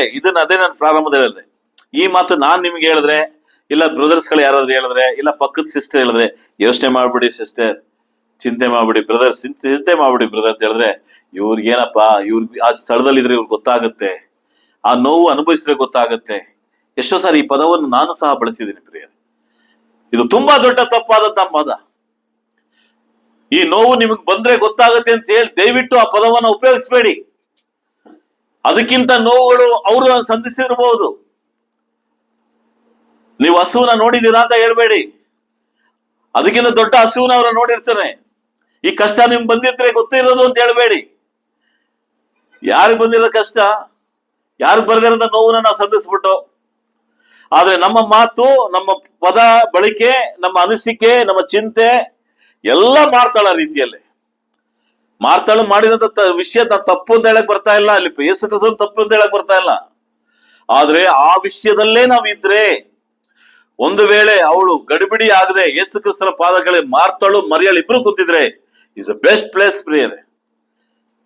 ಆನಂತರ ಯೇಸು ಕ್ರಿಸ್ತನಿಗೆ ಗೊತ್ತು, ಅತಿಥಿ ಸತ್ಕಾರದಲ್ಲಿ ಯೇಸು ಕ್ರಿಸ್ತನಿಗೆ ಗೊತ್ತು, ನೀರಿನಿಂದ ದ್ರಾಕ್ಷರಸ ಮಾಡಿದಂತ ಯೇಸು ಕ್ರಿಸ್ತನಿಗೆ ಆ ಹೊತ್ತಿನ ಊಟವನ್ನ ಸಿದ್ಧ ಮಾಡೋದಕ್ಕೆ ಯೇಸು ಕ್ರಿಸ್ತನಿಗೆ ಬರೋದಿಲ್ವಾ? ಎಲಿಷನ ಕಾಲದಲ್ಲಿ ಇಷ್ಟು ಎಣ್ಣೆ ಇದ್ದಂತ ಕಾಲದಲ್ಲಿ ವಿಧವೆ ಮನೆಯಲ್ಲಿ ಅವ್ರ ಜೀವನ ಪೂರ್ತಿ ಬರಗಾಲದಲ್ಲಿ ದೇವರು ನಡೆಸಿದ ಕಾರ್ಯ ಯೇಸು ಕ್ರಿಸ್ತನ ಕೈಯಲ್ಲಿ ಮಾಡೋದಕ್ಕೆ ಸಾಧ್ಯವಿಲ್ವಾ? 5 ರೊಟ್ಟಿ 2 ಮೀನುಗಳಿಂದ ಆ ಒಂದು 13 ಜನಕ್ಕೆ ಊಟವನ್ನು ಸಿದ್ಧ ಮಾಡಕ್ 5,000 ಜನಕ್ಕೆ ಸಿದ್ಧ ಮಾಡಿದ ದೇವರು ಯೇಸು ಕ್ರಿಸ್ತನು ಈ 13 ಜನಕ್ಕೆ ಮಾಡ್ತಾ ಇರಲ್ವಾ? ಒಂದ್ ವೇಳೆ ಮಾರ್ತಾಳು ಮರಿಯಾಳು ಇಬ್ರು ಸಹ, ನಾನು ನಿಮ್ಗೆ ಈಗ ಹೇಳ್ತೇನೆ, ಇಬ್ರು ಸಹ ದೇವರ ವಾಕ್ಯವನ್ನು ಕೇಳ್ತಾ ಯೇಸು ಕ್ರಿಸ್ತ ಏನ್ ಸಿದ್ಧ ಮಾಡಿದ್ಯಮ್ಮ ಅಂತ ಮಾರ್ತಾಳು ಮರಿಯಾಳು ಕೇಳಿದ್ರೆ, ಸ್ವಾಮಿ ನಾವು ನಿಮ್ಮ ಜೊತೆಯಲ್ಲೇ ವಾಕ್ಯ ಕೇಳ್ಬಿಟ್ಟು ದಯವಿಟ್ಟು ಇನ್ನೂ ಸಿದ್ಧ ಮಾಡಿಲ್ಲ, ಒಳಗಡೆ ಒಂದೇ ಒಂದು ರೊಟ್ಟಿ ಇದೆ ಅಷ್ಟೇ, ಅದ್ ತಗಮ್ಮ ಅಂತ ಹೇಳ್ತಾ ಇರ್ಲಿಲ್ವಾ? ಏನಿಲ್ಲ, ಸೀಟಿದೆ ಈಗ ರೆಡಿ ಮಾಡ್ಬೇಕು, ಏನ್ ಯೋಚನೆ ಮಾಡ, ಹೋಗ ನೀರ್ ತಗಮ್ಮ ಅಂದ್ರೆ ನೀರು ದ್ರಾಕ್ಷರಸ ಮಾಡೋದಕ್ಕೆ ಕಾಯ್ತಾ ಇರ್ಲಿಲ್ವಾ? ನಾವು ದೈಹಿಕವಾದಂತ ವಿಷಯದ ಬಗ್ಗೆ ಚಿಂತೆ ಮಾಡ್ತಾ ಮಾಡ್ತಾ ಮಾಡ್ತಾ ಆತ್ಮಿಕದ ಚಿಂತೆಯಿಂದ ದೂರ ಹೋಗ್ತೇವೆ ಪ್ರೇರೆ. ನಮ್ಗೆ ಗೊತ್ತಿಲ್ಲ ನಾವು ದೇವರಿಂದ ದೂರ ಇದ್ದೇವೆ. 2 ಅಧ್ಯಾಯ 3 ಅಧ್ಯಾಯ ಓದ್ಬಿಟ್ಟು ಲೂಕ 16ನೇ ಅಧ್ಯಾಯ ಮುಗೀತು, ಇಲ್ಲೊಂದು ದಾರ ಇಡಿ, ಕ್ಲೋಸ್ ಮಾಡಿ. ಏನ್ ಓದಿದ್ರಿ? ಏನ್ ಹೇಳ್ತಿದ್ದಾನೆ ಅಲ್ಲಿ? ಏನ್ ನಡೀತು ಅಲ್ಲಿ ಘಟನೆ? ಅಲ್ಲಿಂದ ನನಗೇನ್ ಸಿಗ್ತಾ ಇದೆ? ಯಾವ್ದು ಮೆಚ್ಚುಗೆಯಾದ ಕಾರ್ಯವನ್ನು ಹೇಳ್ದ? ಸರಿ, ಇಲ್ಲಿ ಮಾರ್ತಾಳ ರೀತಿಯಲ್ಲಿ ಇರ್ಬೇಕಾ, ಮರಿಯಳ ರೀತಿಯಲ್ಲಿ ಇರ್ಬೇಕಾ? ನಿರ್ಧಾರ ಮಾಡ್ಕೊಂಡು ಹೋಗುವಂತ ನಾವು ಅದೇ ನಿರ್ಧಾರದಲ್ಲಿ ಈ ವಾರ ಪೂರ್ತಿ ಕಳೀರಿ ನೋಡವ. ನೀವು ಚಾಲೆಂಜ್ ಮಾಡಿ ಬದುಕಿ ನೋಡವ. ನಾನ್ ದೇವರ ಯೇಸು ಕ್ರಿಸ್ತನ ಉತ್ತಮವಾದಂತ ಭಾಗವನ್ನ ಮಾತ್ರ ನಾನು ಸೇವಿಸ್ತಿದ್ದೀನಿ ಪ್ರಿಯರೇ. ದೇವರೇ, ನಾನು ಇವತ್ತು ಮರಿಯಾಳ ರೀತಿಯಲ್ಲ ಮನೆ ಇಲ್ಲಿಂದ ಎದ್ದೋಯ್ತೀನಿ. ಮರಿಯಾಳ ಅಂದ್ರೆ ಎಲ್ಲರಿಗೂ ಸಹ ಚಾಲೆಂಜ್ ಮಾಡಿ ಹೋಗ್ತೀರಾ? ಏನಿಲ್ಲ ಪ್ರಿಯರೇ, ಇಲ್ಲಿಂದ ಡೋರಿಂದ ಆಚೆ ಕಡೆ ಹೋಗಿದ ತಕ್ಷಣ ಚಿಂತೆಯ ವಿಷಯನೇ ನಾ ಮಾತಾಡೋದು. ಏನ್ ಮಾಡಿದ್ರಿ ಅಂದ್ರೆ ಸಾಕು ಗಂಟೆಗಟ್ಲೆ, ಅರ್ಧ ಗಂಟೆ ನಾ ಮಾತಾಡೋದಕ್ಕೆ ನಮ್ಮ ಮನಸ್ಸಲ್ಲಿ ಇಷ್ಟೊಂದು ಸ್ಟಾಕ್ ಇದೆ ವಿಷಯಗಳು. ಯಾಕೆ ನೋವಿದೆ, ಇಲ್ಲ ಅಂತ ಅಲ್ಲ, ನಾನು ಬರ್ತಲ್ಲ. ದೈಹಿಕದ ಹಿಂಸೆಗಳು, ಆತ್ಮಿಕದ ಹಿಂಸೆಗಳು, ಭೌತಿಕದ ಕಾರ್ಯಗಳು, ನಮ್ಗೆಲ್ಲ ಇದೆ, ಸಮಸ್ಯೆಗಳಿದೆ. ಅದೇ ಬಗ್ಗೆ ನಾವು ಮಾತಾಡ್ತಾ ಮಾತಾಡ್ತಾ ಮಾತಾಡ್ತಾ ಇದ್ರೆ ನಾವು ಹೇಗೆ ದೇವರಿಗೆ ಪ್ರಿಯವಾದಂತ ಆತನಿಗೆ ಮೆಚ್ಚುಗೆಯಾದ ಕಾರ್ಯ ಮಾಡೋದಕ್ಕೆ ಸಾಧ್ಯ? ನಾವು ಮೆಚ್ಚುಗೆಯಾದ ಕಾರ್ಯ ಮಾಡಲೇಬೇಕು ಅಂದ್ರೆ ಮಾರ್ತಾಳ ರೀತಿಯಲ್ಲಿ ಇರಬಾರ್ದು, ಮರಿಯಾಳ ರೀತಿಯಲ್ಲಿ ಇರ್ಬೇಕು. ಒಂದು ವೇಳೆ ಮರಿಯಾಳ ಸ್ಥಳದಲ್ಲಿ ಮಾರ್ತಾಳು ಕುಂತಿದ್ರೆ ಇವತ್ತು ಈ ಅಧ್ಯಾಯದಲ್ಲಿ ಬೇರೆ ವಿಷಯವನ್ನ ಯೇಸು ಕ್ರಿಸ್ತನು ಮಾತಾಡ್ತಿದ್ದ. ಹೇಳ್ತಾನೆ ಯೇಸು ಕ್ರಿಸ್ತನು 42ನೇ ವಾಕ್ಯದಲ್ಲಿ, ಅಥವಾ ಒಂದು ಮರಿಯಳು ಆ ಉತ್ತಮ ಭಾಗವನ್ನ ಆರಿಸಿಕೊಂಡಿದ್ದಾಳೆ, ಅದು ಆಕೆಯಿಂದ ಏನಾಗೋದಿಲ್ಲ. ಇದು ನಮ್ಮ ಬದುಕಿಗೆ ತುಂಬಾ ಮುಖ್ಯವಾದಂತ ಕಾರ್ಯ. ನೀವು ದೇವರ ಸನ್ನಿಧಾನದಲ್ಲಿ ಕುಂತ್ಕೊಂಡ್ರೆ, ದೇವರೇ ನಿಮ್ಮನ್ನ ದೇವರಲ್ಲೇ ನೀವು ಹಾತ್ಕೊಂಡ್ರೆ, ದೇವರು ಬಿಟ್ಟು ನಾನು ದೂರ ಹೋಗೋದೇ ಇಲ್ಲ ಅಂತ ನೀವು ನಿರ್ಧಾರ ಮಾಡಿದ್ರೆ, ಕ್ರಿಸ್ತಲ್ಲಿ ಪ್ರೇರೆ, ಈ ನಿರ್ಧಾರವನ್ನ ಯಾರಿಂದನೂ ತೆಗೆಯಕ್ಕಾಗೋದಿಲ್ಲ ಅಂತ ಯೇಸು ಕ್ರಿಸ್ತನು ಇಲ್ಲಿ ಪ್ರಾಮಿಸ್ ಪದ ಹೇಳ್ತಿದ್ದಾನೆ. ಯಾಕ್ರಿ ವೇದವಾಕ್ಯನ ಓದ್ತಾ ಇಲ್ಲ? ಟೈಮ್ ಇಲ್ಲ. ಯಾಕೆ ಚರ್ಚಿಗೆ ಬರ್ತಾ ಇಲ್ಲ? ಒಂದೊಂದು ಕಾರಣಗಳು ಅದಕ್ಕೆ. ಯಾಕೆ ಬೈಬಲ್ ಸ್ಟಡಿಗೆ ಬರ್ತಾ ಇಲ್ಲ? ಅದಕ್ಕೊಂದು ಕಾರಣಗಳು. ನಿಮ್ಮ ನಿಜವಾಗಲೂ ದೇವರ ವಾಕ್ಯದಲ್ಲಿ ನೀವು ನೆಲೆಯಾಗಿ ನಿಂತ್ರೆ ನಿಮ್ಮ ಬೈಬಲ್ ಸ್ಟಡಿಯ ಸಮಯಕ್ಕಿಂತ ಬೇಗ ನೀವು ಬಂದಿಲ್ಲಿ ಕೂರ್ತೀರಿ. ಆರಾಧನೆಯ ಸಮಯಕ್ಕಿಂತ ಬೇಗ ಬಂದಿಲ್ಲಿ ಕೂರ್ತೀರಿ. ನಿಮ್ಮ ಮನೆಗಳಲ್ಲಿ ಪ್ರತಿ ದಿನ ದೇವರ ವಾಕ್ಯದ ಸಾರಾಂಶಗಳೇ ಓಡಾಡ್ತಾ ಇರ್ತವೆ. ಯಾಕೆ ಗೊತ್ತಾ? ನಿಮ್ಮಿಂದ ಅದನ್ನ ತೆಗೆಯೋದಕ್ಕೆ ಆಗೋದಿಲ್ಲ. ನಾವು ಏನ್ ಮಾಡಿದೀವಿ ಅಂದ್ರೆ ಅದನ್ನ ತೆಗೆದಿಟ್ಟು ಒಂದ್ ಕಡೆ ಲಾಕ್ ಮಾಡ್ಬಿಟ್ಟು ಗಂಟೆಗೆ 8ರಿಂದ 8:30 ಮಾತ್ರ ಅದನ್ನ ತೆಗೆದಿ, ತಿರ್ಗಾ ಬೆಳಗ್ಗೆ 7ರಿಂದ 8 ಅಂದ್ರೆ ಆ ಟೈಮಿಗೆ ಮಾತ್ರ ತೆಗೆದಿ, ಅಷ್ಟಕ್ಕೆ ಸೀಮಿತ. ಮಿಕ್ಕಿದೆಲ್ಲ ಗಡಿಬಿಡಿ, ಮಿಕ್ಕಿದೆಲ್ಲ ಚಿಂತೆ, ಮಿಕ್ಕಿದೆಲ್ಲ ಯೋಚನೆ. ಯಾವತ್ತು ಯೋಚನೆ ಮಾಡ್ತೀರಿ? ಯಾವತ್ತು ಚಿಂತೆ ಮಾಡ್ತೀರಿ? ಯಾವತ್ತು ಗಡಿಬಿಡಿ ಆಗ್ತೀರಿ? ನನ್ನ ಪ್ರಿಯ ಸಹೋದರ ಸಹೋದರಿಯರೇ, ಯೇಸು ಕ್ರಿಸ್ತನು ಹೇಳುವಂತ ಮಾತು ಉತ್ತಮ ಭಾಗವನ್ನ ಕಳ್ಕೊಂಡಿದೀವಿ ಅಂತ ಅರ್ಥ. ನಾವು ಬೆಸ್ಟ್ ಪ್ಲೇಸ್ ನ ಕಳ್ಕೊಬಿಟ್ಟು ನಾವು ಹೇಳ್ಬೋದು, ಬ್ರದರ್ ನಾನು ಕ್ರಿಸ್ತನ ಸಭೆಯಲ್ಲಿ ಇದ್ದೇನೆ 30-40 ವರ್ಷದಿಂದ, ದೀಕ್ಷಾ ಸ್ಥಾನ ತಗೊಂಡು 15 ವರ್ಷದಿಂದ. ವಾಟ್ ಏನಿದೆ ನಿಮ್ಮಲ್ಲಿ? ಏನಿದೆ? What is the place? ಏನಿದೆ? ಎಷ್ಟು ಪಟ್ಟಿಗೆ ಬೆಳೆದಿದ್ದೀರಿ? ಇದಕ್ಕಿಂತಲೂ ಹೆಚ್ಚಾದ ವಿಷಯವನ್ನ ಬೇರೆ ಕಡೆ ನಾವು ಮಡಗಿದ್ರೇನೆ ಕಷ್ಟ ಬೇರೆ. ನಾವು ಉತ್ತಮ ಭಾಗವನ್ನ ಆರಿಸ್ಕೊಳ್ಬೇಕು. ಅದು ಆರಿಸ್ಕೊಂಡ್ರೆ ಆ ಸ್ಥಳದಲ್ಲಿ ನಾವು ನಿಂತ್ರೆ ಯೇಸು ಕ್ರಿಸ್ತ ಹೇಳ್ತಾನೆ, ಅದನ್ನ ಯಾರಿಂದನೂ ತೆಗೆಯಕ್ಕಾಗೋದಿಲ್ಲ ಅಂತ ಹೇಳ್ತಾನೆ. ಯಾರು ಬಂದು ತೆಗೆಯಕ್ಕಾಗಲ್ಲ ನಿಮ್ಮಲ್ಲಿ. ನನ್ನ ಗಂಡ ಬಂದ್ರು ತೆಗೆಯಕ್ಕಾಗಲ್ಲ, ನನ್ನ ಹೆಂಡತಿ ಬಂದ್ರು ತೆಗೆಯಕ್ಕಾಗಲ್ಲ, ನನ್ನ ಮಕ್ಕಳು ತೆಗೆಯಕ್ಕಾಗಲ್ಲ, ಮಕ್ಕಳಿಂದ ನಾವು ಯಾರು ತೆಗೆಯಕ್ಕಾಗಲ್ಲ. ನೀವು ಬೆಸ್ಟ್ ಪ್ಲೇಸ್ ನ ದೇವ್ರು ಕೊಡಿ, ನೀವು ಬೆಸ್ಟ್ ಸಮಯವನ್ನ ದೇವ್ರು ಕೊಡಿ, ಯಾರು ತೆಗೆಯಕ್ಕಾಗಲ್ಲ. ಬೇಕಾದ್ರೆ ಅವರು ನಿಮ್ಮನ್ನ ಬಿಟ್ಟು ದೂರ ಹೋಗ್ಬೋದು. ಹಿಂತಿರುಗಿ ಲೋತನ ಹೆಂಡತಿ ತರ ಹಿಂತಿರುಗಿ ಹೋಗ್ಬೋದು. ಯೋಬನ ಹೆಂಡತಿ ತರ ದೂಷಿಸಿ ಸಾಯಿ ಅಂತ ಹೇಳ್ಬೋದು. ಆದ್ರೆ ನಿಮ್ಮಲ್ಲಿ ಆ ಬೆಸ್ಟ್ ಒಳಗಡೆ ಇದ್ರೆ, ಆ ಉತ್ತಮ ಒಳಗಡೆ ಇದ್ರೆ, ಕ್ರಿಸ್ತನ ಪ್ರಿಯರೇ, ಯಾರಿಂದನೂ ತೆಗೆಯಕ್ಕಾಗಲ್ಲ. ಅದ್ರ ಅರ್ಥ ಏನಂದ್ರೆ ಸೈತಾನಿಂದನೂ ತೆಗೆಯಕ್ಕಾಗಲ್ಲ ಅಂತ ಅರ್ಥ. ಪೌಲನು ಕೊರಿಂಥದವರಿಗೆ ಬರೆಯುವಂತ ಪತ್ರಿಕೆಯಲ್ಲಿ ಹೇಳ್ತಾನೆ ನೋಡಿ, 1 ಕೊರಿಂಥ 4ನೇ ಅಧ್ಯಾಯದಲ್ಲಿ ನಂಬಿಗಸ್ತನದ ಮನೆ ವಾರ್ತೆಯನ್ನು ಹೇಗಿರಬೇಕು ಅಂತ ಹೇಳ್ತಾನೆ. 4ನೇ ಅಧ್ಯಾಯ 1 ಕೊರಿಂಥ 4ನೇ ಅಧ್ಯಾಯ 2ನೇ ವಾಕ್ಯ. ಹೀಗಿರಲು ಮನೆ ವಾರ್ತೆಯನ್ನು ನಂಬಿಗಸ್ತನಾಗಿ ಕಂಡುಬರುವುದು ಅವಶ್ಯವಲ್ಲವೇ? ಮನೆಯ ವಾರ್ತೆಯವನು ನಂಬಿಗಸ್ತನಾಗಿ ಏನ್ ಮಾಡ್ಬೇಕಂತೆ? ಕಂಡು ಬರುವುದು ಅವಶ್ಯವಾಗಿದೆ. ಮನೆಯ ವಾರ್ತೆ ಅಂದ್ರೆ ನಂಬಿದ ಮನೆಯ ವಾರ್ತೆ ಅಂದ್ರೆ ಮನೆಯಲ್ಲಿ ನಿಜವಾಗಿ ನಂಬಿ ಜವಾಬ್ದಾರಿ ಕೊಟ್ಟಂತ ವ್ಯಕ್ತಿ ಏನಾಗಿರ್ಬೇಕಂತೆ? ಆ ಮನೆಗೆ ನಂಬಿಗಸ್ತನಾಗಿ ಕಂಡು ಬರೋದು ಅವಶ್ಯ. ಯಾರು ಒಂದು ಆಫೀಸಲ್ಲಿ ಕೆಲಸ ಮಾಡೋರಿಗೆ ಆ ಒಂದು ಮ್ಯಾನೇಜರು, ಆ ಒಂದು ಓನರು, ಇಲ್ಲಾಂದ್ರೆ ಆ ಮನೆಯ ಮಾಲೀಕನು, ಒಬ್ಬ ಮನೆ ಅದಕ್ಕೆ ಅಂತ ಒಬ್ಬನ ಇಟ್ಟಿರ್ತಾನೆ. ಅವನು ತುಂಬಾ ನಂಬ್ತಾನೆ. ಅವನಲ್ಲಿರೋದು ಎಲ್ಲಾ ವಿಷಯಗಳನ್ನು ಹೇಳ್ತಾನೆ. ಅವನಲ್ಲಿರೋದು ಎಲ್ಲಾಗೂ ಗೊತ್ತಿರ್ತದೆ ಅವನಿಗೆ. ಅವನ ನಂಬಿ ದೇಶಾಂತರ ಹೋಗ್ತಾನೆ. ಅವನ ನಂಬಿ ಎಲ್ಲವನ್ನ ಒಪ್ಪಿಸ್ತಾನೆ. ಆತರ ಇದ್ದಂತ ವ್ಯಕ್ತಿ ಯಾರು ಗೊತ್ತಾ? ಅಳವಡಿಕೆಯಲ್ಲಿ ಒಬ್ಬ ಯಜಮಾನನಿಗೆ ನಂಬಿಗಸ್ತನಂತ ಮನೆ ವಾರ್ತೆಯವನಾಗಿದ್ದಂಥವ್ರು ಯಾರು ಗೊತ್ತಾ? ಯೋಸೇಫನ ರೀತಿಯಲ್ಲಿ ನಂಬಿಗಸ್ತನದ ಮನೆ ವಾರ್ತೆಯನ್ನು ನೀವು ಇದೀವಂತ ಸ್ವಲ್ಪ ಯೋಚನೆ ಮಾಡಿ ಪ್ರೇರೆ. ಅವನ ಹೆಂಡತಿ ಅವನನ್ನ ಮೋಹಿಸ್ತಾಳೆ, ಅವನ ಇಷ್ಟಪಡ್ತಾಳೆ, ಆ ತಪ್ಪಾದ ಕಾರ್ಯಕ್ಕೆ ಕರೀತಾಳೆ. 1 ದಿನ ಅಲ್ಲ, 2 ದಿನಗಳಲ್ಲ, ಎಷ್ಟೋ ದಿನಗಳು ನಡೀತದೆ. ಸಂದರ್ಭಗಳು ಸಹ ರೂಪಿಸ್ಕೊಳ್ತದೆ. ಆತನು ಹೇಳುವಂತ ಮಾತೇನು ಗೊತ್ತಾ? ಎಲ್ಲವನ್ನ ನನ್ನ ಯಜಮಾನ ನನಗೆ ಕೈಯಲ್ಲಿ ಕೊಟ್ಟಿದ್ದಾನೆ, ನಿನ್ನನ್ನು ಬಿಟ್ಟು ಅಂತ ಹೇಳ್ತಾನೆ. ನಿನ್ನನ್ನು ಬಿಟ್ಟು ನನಗೆ ಎಲ್ಲವನ್ನ ಕೊಟ್ಟಿದ್ದಾನೆ ಅಂತ ಹೇಳ್ತಾನೆ ಯೋಸೇಫ. ಹಂಗಾದ ಅರ್ಥ, ನೀನು ಆತನಿಗೆ ಮಾತ್ರ. ನಿನ್ನನ್ನು ಬಿಟ್ಟು ಯಜಮಾನಿ, ನಾನು ನಿನ್ನನ್ನು ಬಿಟ್ಟು ನನಗೆ ಎಲ್ಲವನ್ನ ಕೊಟ್ಟಿದ್ದಾನೆ, ನಾನು ಆತನಿಗೆ ನಾನು ಯಾವ ಕಾರಣಕ್ಕೂ ನಂಬಿಗಸ್ತನಾಗ ದ್ರೋಹ ಮಾಡೋದಿಲ್ಲ ಅಂತ ಹೇಳ್ತಾನೆ. ಸಂದರ್ಭದಿಂದ ಅವಮಾನ ಆದ್ರೂ ಸರಿನೇ ಬಟ್ಟೆಯನ್ನ ಬಿಟ್ಟು ಓಡ್ತಾನೆ ಸ್ಥಳದಿಂದ. ನಮ್ಗೆಲ್ಲ ಗೊತ್ತಿದೆ, ಸೆರೆವಾಸ ಇರ್ತಾನೆ. ಕ್ರಿಸ್ತಲ್ಲಿ ಪ್ರಿಯರೇ, ಒಬ್ಬ ನಂಬಿಗಸ್ತನಾಗಿ ಕಂಡು ಬಂದ್ರೆ ಅವನು ಏನಾಗಿರ್ಬೇಕು? ಮನೆ ವರ್ತನಾದ್ರೆ ನಂಬಿಗಸ್ತ ಕಂಡು ಬಂದ್ರೆ ಅವನು ನಂಬಿಗಸ್ತನಾಗಿರ್ಬೇಕು. ಅದು ಅವಶ್ಯ. ಅದು ನೀವು ದೇವರಿಗೆ ನಂಬಿಗಸ್ತರಾಗಿದ್ದೀರಾ, ಸಭೆಯಲ್ಲಿ ನಂಬಿಗಸ್ತರಾಗಿದ್ದೀರಾ, ಮನೆಯಲ್ಲಿ ನಂಬಿಗಸ್ತರಾಗಿದ್ದೀರಾ, ಅವಶ್ಯವಾಗಿ ನೀವು ಆ ಕಾರ್ಯದಲ್ಲಿ ನೆಲೆಯಾಗಿ ನಿಂತೀರಿ. ನನ್ನ ನಂಬಿ ನನ್ನ ಗಂಡ ಇದನ್ನ ಕೊಟ್ಟಿದ್ದಾನೆ ಅಂದ್ರೆ ನೀವು ಹೆಂಡತಿ ಆಗಿರೋರು ನಂಬಿಗಸ್ತರಾಗಿರಿ ಕೊನೆಯವರೆಗೂ.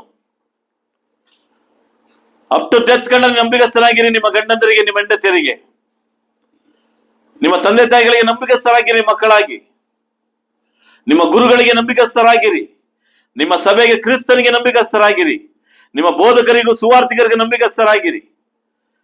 ನಂಬಿಗಸ್ತನ ಕರ್ತವ್ಯ ಏನ್ ಗೊತ್ತಾ? ಅವನು ಕೊಟ್ಟಂತ ಕೆಲಸವನ್ನು ಪೂರ್ಣವಾಗಿ ಮಾಡಿ ಯಜಮಾನ ಬರೋವರೆಗೂ ಕಾಯ್ತಾ ಇರೋದು. ಒಬ್ಬ ಯಜಮಾನನ ಒಬ್ಬನಿಗೆ 5 ತಲಾಂತು, 3 ತಲಾಂತುಗಳು, 1 ತಲಾಂತುಗಳು ಕೊಟ್ಟು ಹೋಯ್ತಾನೆ. ಅನೇಕ ದಿನಗಳು ಬಂದಾಗ 5 10 ಆಗಿರ್ತದೆ, 3 6 ಆಗಿರ್ತದೆ, 1 ಒಂದಾಗೇ ಉಳಿದಿರ್ತದೆ. ನನಗೆ ಕೊಟ್ಟಂತ ತಲಾಂತುಗಳು ಎಷ್ಟು ಹಾಗಾದ್ರೆ ಈ ಭೂಮಿಯಲ್ಲಿ ಏನ್ ಕೊಟ್ಟಿದ್ದಾನೆ? ನಾನು ನಂಬಿಕಸ್ಥನಾದಂತ ದೇವರಿಗೆ ನಾನೇನ್ ಮಾಡ್ತಿದ್ದೀನಿ ಮೆಚ್ಚುಗೆಯಾಗಿ ಪ್ರಿಯರೇ. ಇಷ್ಟು ಜನ ಇದ್ದೀರಿ ನಮ್ಮ ಸಭೆಯಲ್ಲಿ, ದೇವ್ರು ನಿಮ್ಗೆ ಏನೆಲ್ಲ ತಲಾಂತ ಕೊಟ್ಟಿದ್ದಾನೆ. ಎಷ್ಟು ಚೆನ್ನಾಗಿ ಹಾಡನ್ನ ಆಡ್ತೀರಿ, ಎಷ್ಟು ಸಲ ಬರವಣಿಗೆಗಳಿದೆ ನಿಮ್ಮಲ್ಲಿ, ಎಷ್ಟು ಚೆನ್ನಾಗಿ ಇಂಗ್ಲಿಷ್ ನಾಲೆಡ್ಜ್ ಇದೆ. ನಿಮ್ಗೆ ಕೊಟ್ಟಂತ ತಲಾಂತಗಳನ್ನ ಸಭೆಗೆ ಎಷ್ಟರ ಮಟ್ಟಿಗೆ ಉಪಯೋಗ ಮಾಡಿದೆ ಅಂತ ದಯವಿಟ್ಟು ಯೋಚನೆ ಮಾಡಿ. 2024ರವರೆಗೂ ಬೆಸ್ಟ್ ಟೀಚರ್ ಅಂತ ನೀವು ಎಷ್ಟು ಜನ ಪಡ್ಕೊಂಡಿದ್ದೀರಿ ನಂಗೆ ತುಂಬಾ ಸಂತೋಷ. ಬೆಸ್ಟ್ ಸ್ಟೂಡೆಂಟ್ ಅಂತ ನೀವು ಎಷ್ಟು ಜನ ಪಡ್ಕೊಂಡಿದ್ದೀರಿ ಅದನ್ನ ಸಂತೋಷ. ಬೆಸ್ಟ್ ಪೇರೆಂಟ್ಸ್ ಅಂತ ಹೇಳಿದಂತ ತುಂಬಾ ಸಂತೋಷ. ಬೆಸ್ಟ್ ವಿಶ್ವಾಸಿಗಳಾಗಿ ನೀವು ಸಭೆಯಲ್ಲಿ ದೇವರಿಗೆ ಕಾಣಿಸ್ಕೊಂಡಿದ್ದೀರಾ, ನಂಬಿಗಸ್ತರಾಗಿ ಕಾಣಿಸ್ಕೊಂಡಿದ್ದೀರಾ. ಮನೆಯ ವಾರ್ತೆಯವನಿಗೆ ಕೊಟ್ಟಂತ ಕೆಲಸಕ್ಕೆ ಬೆಸ್ಟ್ ಅಂತ ತಗೋಬೇಕು ಪ್ರಿಯರೇ. ತಂದೆ ತಾಯಿಗಳು ಮಕ್ಕಳಿಗೆ ಹೇಳುವುದು, ಮಕ್ಕಳು ನನ್ನ ತಂದೆ ತಾಯಿಗಳು ಬೆಸ್ಟ್ ಅಂತ ಹೇಳುವುದು ತುಂಬಾ ಸಂತೋಷವಾದ್ರೆ, ಯೇಸು ಕ್ರಿಸ್ತನು ತಂದೆಯಾದ ದೇವರು ಈತನು ಬೆಸ್ಟ್ ಅಂತ ನನ್ಗೆ ಹೇಳ್ಬೇಕು ಸಭೆ ಒಳಗಡೆ. ಎಷ್ಟೇ ಬೆಸ್ಟ್ ಅಂತ ಹೇಳಿಸ್ಕೊಂಡಿದ್ದೀನಿ ಸಭೆ ಒಳಗಡೆ. ನನಗೆ ಕೊಟ್ಟಂತ ನಾ ಯಾರಾದ್ರೂ ನನ್ನ ಸರ್ಟಿಫಿಕೇಟ್ ಬೇಕಾಗಿಲ್ಲ ನಿಮಗೆ. ಯೇಸು ಕ್ರಿಸ್ತನ ಹೇಳಿದಂತ ಉತ್ತಮ ಸ್ಥಳವನ್ನು ಆರಿಸ್ಕೊಂಡ್ರೆ ಅದೇ ಬೆಸ್ಟ್. ಮರಿಯಳ ರೀತಿಯಲ್ಲಿ ದೇವರ ಆಲಯದಲ್ಲಿ ಕುಂತ್ಕೊಳ್ಳೋದು ಬೆಸ್ಟ್. ಹನ್ನಳು ದೇವರ ಹತ್ರ ಪ್ರಾರ್ಥನೆ ಮಾಡ್ತಾಳೆ ಪ್ರಿಯ. ನಾವು ಅನೇಕ ಬಾರಿ ಹೇಳ್ತಾ ಇರ್ತೀನಿ ಅವಾಗ. ಅವಳಿಗೆ ಒಂದೇ ಕಾರಣಕ್ಕೋಸ್ಕರ ಹನ್ನಳು ದೇವಾಲಯದಲ್ಲಿ ಹೋಗಿ ಕುಂತ್ಕೊಂಡು ಕಣ್ಣೀರ್ ಹಾಕ್ತಾಳೆ.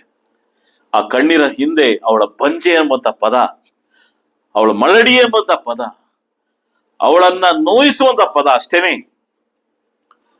ಅಲ್ಲಿ ಒಂದು ದೇವ ಮನುಷ್ಯನಿಗೆ ಅವಳ ಕಣ್ಣೀರು ಅರ್ಥ ಆಗೋದಿಲ್ಲ, ಅವಳ ವೇದನೆ ಅರ್ಥ ಆಗೋದಿಲ್ಲ. ಅವನು ಕೇಳ್ತಾನೆ, ಏನ್ ಬೆಳಗಿನ ಜಾವನೆ ಮದ್ಯ ಕುಡಿದ್ಬಿಟ್ಟು ಬಂದಿದ್ಯಾ ಅಂತ ಕೇಳುವಂತ ಪರಿಸ್ಥಿತಿ ಬರ್ತದೆ. ನನ್ನ ಒಡೆಯ ಯಜಮಾನ, ನನ್ನ ಕಣ್ಣೀರನ್ನ ದೇವ್ರಿಗೆ ಇಡ್ತಾ ಇದ್ದೀನಿ, ಏನ್ ನಿನ್ನ ದುಃಖ? ನನ್ನ ಮಲಡಿ ಬಜ್ಜೆ ಅಂತ ಹೇಳ್ತಾರೆ. ದೇವ ಮನುಷ್ಯ ಹೇಳ್ತಾನೆ, ನೀ ಬರುವಂತ ಸಂದರ್ಭದಲ್ಲಿ ಬಂದಾಗ ಒಂದು ಮಗು ಸಮೇತ ಬರ್ತೀಯ ಹೋಗು. ಆ ಮಗು ಹುಟ್ಟಿದ್ರೆ ನಾನು ಈ ದೇವಾಲಯಕ್ಕೆ ಒಪ್ಪಿಸ್ತೀನಿ ಅಂತ ಹೇಳ್ತಾನೆ. ಅವನೇ ಸ್ವಾಮಿಯವಲ್ಲ ಪ್ರೇರೆ. ಇವತ್ತು ನಾವು ದೇವ್ರಿಗೆ ಏನ್ ಒಪ್ಸಿದೀವಿ ಹೇಳಿ? ಏನ್ ಒಪ್ಸಿದೀವಿ 2024ರಲ್ಲಿ? ದೇವ್ರು ನಾವು ಏನೆಲ್ಲ ಕೊಟ್ಟಿದೀವಿ ದೇವ್ರಿಗೋಸ್ಕರ? ದೇವ್ರಿಗೆ ಮೆಚ್ಚುಗೆಯಾಗಿ ನಾವೆಲ್ಲ ಏನ್ ಮಾಡಿದ್ದೀವಿ? ನನ್ನ ಮಕ್ಕಳಿಗೆ ನಾನು ಪ್ರಿಯವಾದಂತದ್ದು ನಾನು ತಕ್ಕೊಟ್ಟಿದ್ದೀನಿ. ನನ್ನ ಮಡತಿಗೆ, ನನ್ನ ಮಕ್ಕಳಿಗೆ. ಹೌದು, ಗುಡ್, ಮಾಡ್ಲೇಬೇಕು, ಜವಾಬ್ದಾರಿಗೆ ಇದು. ನನ್ನ ಮಗನಿಗೂ ಸಹ ಹೇಳಿದ್ದೀನಿ, ನೀವು ಒಳ್ಳೆ ಸ್ಕೋರ್ ತಗೊಂಡು ನಿಮ್ಗೆ ಅವ್ರ ಅಮ್ಮ ಹೇಳಿರೋದು, ನಾನು ಏನಾಗ್ಲಿ ನೀನ್ ಗೇರ್ ಸೈಕಲ್ ಇಸ್ಕೊಡ್ತೀನಿ ಅಂತ ಹೇಳಿದ್ರೆ, ಅದು ಅವ್ರ ಶಕ್ತಿಗೆ ಮೀರಿ ಆದ್ರೂ ಪರವಾಗಿಲ್ಲ, ನಾನು ಇಸ್ಕೊಡ್ತೀನಿ. ಇದು ತನ್ನ ತಂದೆ ತಾಯಿಗಳು ತನ್ನ ಮಕ್ಕಳಿಗೆ ಹೇಳುವಂತ ಪ್ರೀತಿಯ ಮಾತುಗಳು ಪ್ರಿಯರೇ. ಅದಕ್ಕೆ ಬೆಸ್ಟ್ ಮಾಡೋಕ್ಕೋಸ್ಕರ ಅವನು ಪ್ರಯತ್ನ ಪಡೋದು ಅವನ ತನ್ನ ಮಗನಾದಂತ ಕರ್ತವ್ಯ. ನನ್ನ ಹೆಂಡತಿಗೆ ನಾನು ಮಾಡುವಂಥದ್ದು ತುಂಬಾ ಪ್ರೀತಿಯ ನನ್ನ ಸಂಗಾತಿ. ನನ್ನ ಗಂಡನಿಗೆ ನಾನು ಮಾಡೋದು ನನ್ನ ಪ್ರೀತಿಯ, ನನಗೆ ಮನೆಯ ಯಜಮಾನ. ಸಭೆ, ಚರ್ಚ್, ಸಭೆಗೋಸ್ಕರ ನಾವೇನ್ ಮಾಡ್ತಿದ್ದೀವಿ? Only Sunday, only Wednesday? ಸ್ವಲ್ಪ ಯೋಚನೆ ಮಾಡಿ. ನಾನು ಇವತ್ತುವರೆಗೂ ನಾನು ದೇವರ ಆಲಯಕ್ಕೋಸ್ಕರ ನಾನು ಏನ್ ಮಾಡಿದ್ದೀನಿ? ನನ್ನ ತಲಾಂತಗಳನ್ನ ದೇವರಿಗೋಸ್ಕರ ಮೆಚ್ಚುಗೆಯಾದ ಕಾರ್ಯಗಳು ಮಾಡಿದ್ದೇನಾ? ಇಲ್ಲಿ ಹೇಳ್ತಾನೆ, ಪೌಲನ್ ಹೇಳ್ತಾನೆ ಕೊರಿಂಥ ಸಭೆಯವರಿಗೆ ಬರೆಯುವಾಗ, ಮನೆ ವಾರ್ತೆಯವನು ನಂಬಿಕಸ್ಥನಾಗಿ ಕಂಡು ಬರುವುದು ಅವಶ್ಯ. ನೀವು ಸಭೆಗೆ ಅವಶ್ಯನಾ? ಈ ಸಭೆ ನಿಮ್ಮನ್ನ ರಕ್ಷಣೆಯಲ್ಲಿ ಕರ್ಕೊಂಡು ಹೋಗ್ತಿದ್ಯಾ? ಈ ಸಭೆಯಲ್ಲಿ ಇದ್ರೆ ನೀವು ಪರಲೋಕಕ್ಕೆ ಹೋಗ್ತಿರೋದ ನಿರ್ಧಾರ ಇದೆಯಾ ನಿಮ್ಗೆಲ್ಲರಿಗಿದ್ಯಾ? ಹಂಗಾದ್ರೆ ಈ ಮನೆಗೆ, ನೀವು ಸಭೆಗೆ ಏನಾದ್ರೂ ಮಾಡ್ಲೇಬೇಕು. ಸಭೆಗೆ ನಿಮ್ಮ ಕರ್ತವ್ಯಗಳು ತುಂಬಾ ತುಂಬಾ ಮುಖ್ಯ. ಸಭೆ ಬಿಟ್ಟೋದಂತ ಆತ್ಮಗಳನ್ನ ಸಂಧಿಸಿದೀವಾ? ಸಭೆಯಲ್ಲಿರುವಂತ ಬಲಹೀನರನ್ನ ಸಂಧಿಸಿದೀವಾ? ಸಭೆಯಲ್ಲಿರುವಂತ ದುಃಖಿತರಾಗಿರೋರನ್ನ ಆದರಣೆ ಮಾಡೋದಕ್ಕೆ ಹೋಗಿದ್ದೇವಾ? ನಾವ್ ಏನೆಲ್ಲ ಮಾಡ್ಬೇಕು ಅಂತಿದೀವಿ ಅದೆಲ್ಲ ಮಾಡ್ಬೇಕಾಗಿದೆ ಪ್ರಿಯರೇ. ಯಾಕಂದ್ರೆ ದೇವರು ನನಗೆ ಕೊಟ್ಟಂತ ಕಾರ್ಯ ನಮ್ಮೆಲ್ಲರಿಗೂ ಗೊತ್ತಿದೆ. ಆದ ಮತ್ತು ಅವಳ ಬಗ್ಗೆ ನಮ್ಮ ಮೊದಲನೇ ಪ್ರಥಮ ತಂದೆ ತಾಯಿಗಳು ದೇವರು ಹೇಳಿದಂತ ಕಾರ್ಯವನ್ನ ಇವರು ಮೀರಿ ನಡೆದ್ರು. ಗೊತ್ತಲ್ವಾ? ಏನ್ ಮಾಡಿದ್ರು? ತಿನ್ನಬಾರದಿರುವಂತ ಹಣ್ಣನ್ನ ತಿಂದ್ರು. ಕ್ರಿಸ್ತನಲ್ಲಿ ಪ್ರಿಯರೇ, ಅಷ್ಟಕ್ಕೆ ಸೀಮಿತ ಆಗಿದ್ರೆ ಇವರು ಇನ್ನೊಂದು ಕಾರ್ಯ ಇತ್ತು, ಅವ್ರು ಮರ್ತೋದ್ರು. ಏನ್ ಮರ್ತೋದ್ರು? 3ನೇ ಅಧ್ಯಾಯ, ಆದಿಕಾಂಡ 3ನೇ ಅಧ್ಯಾಯ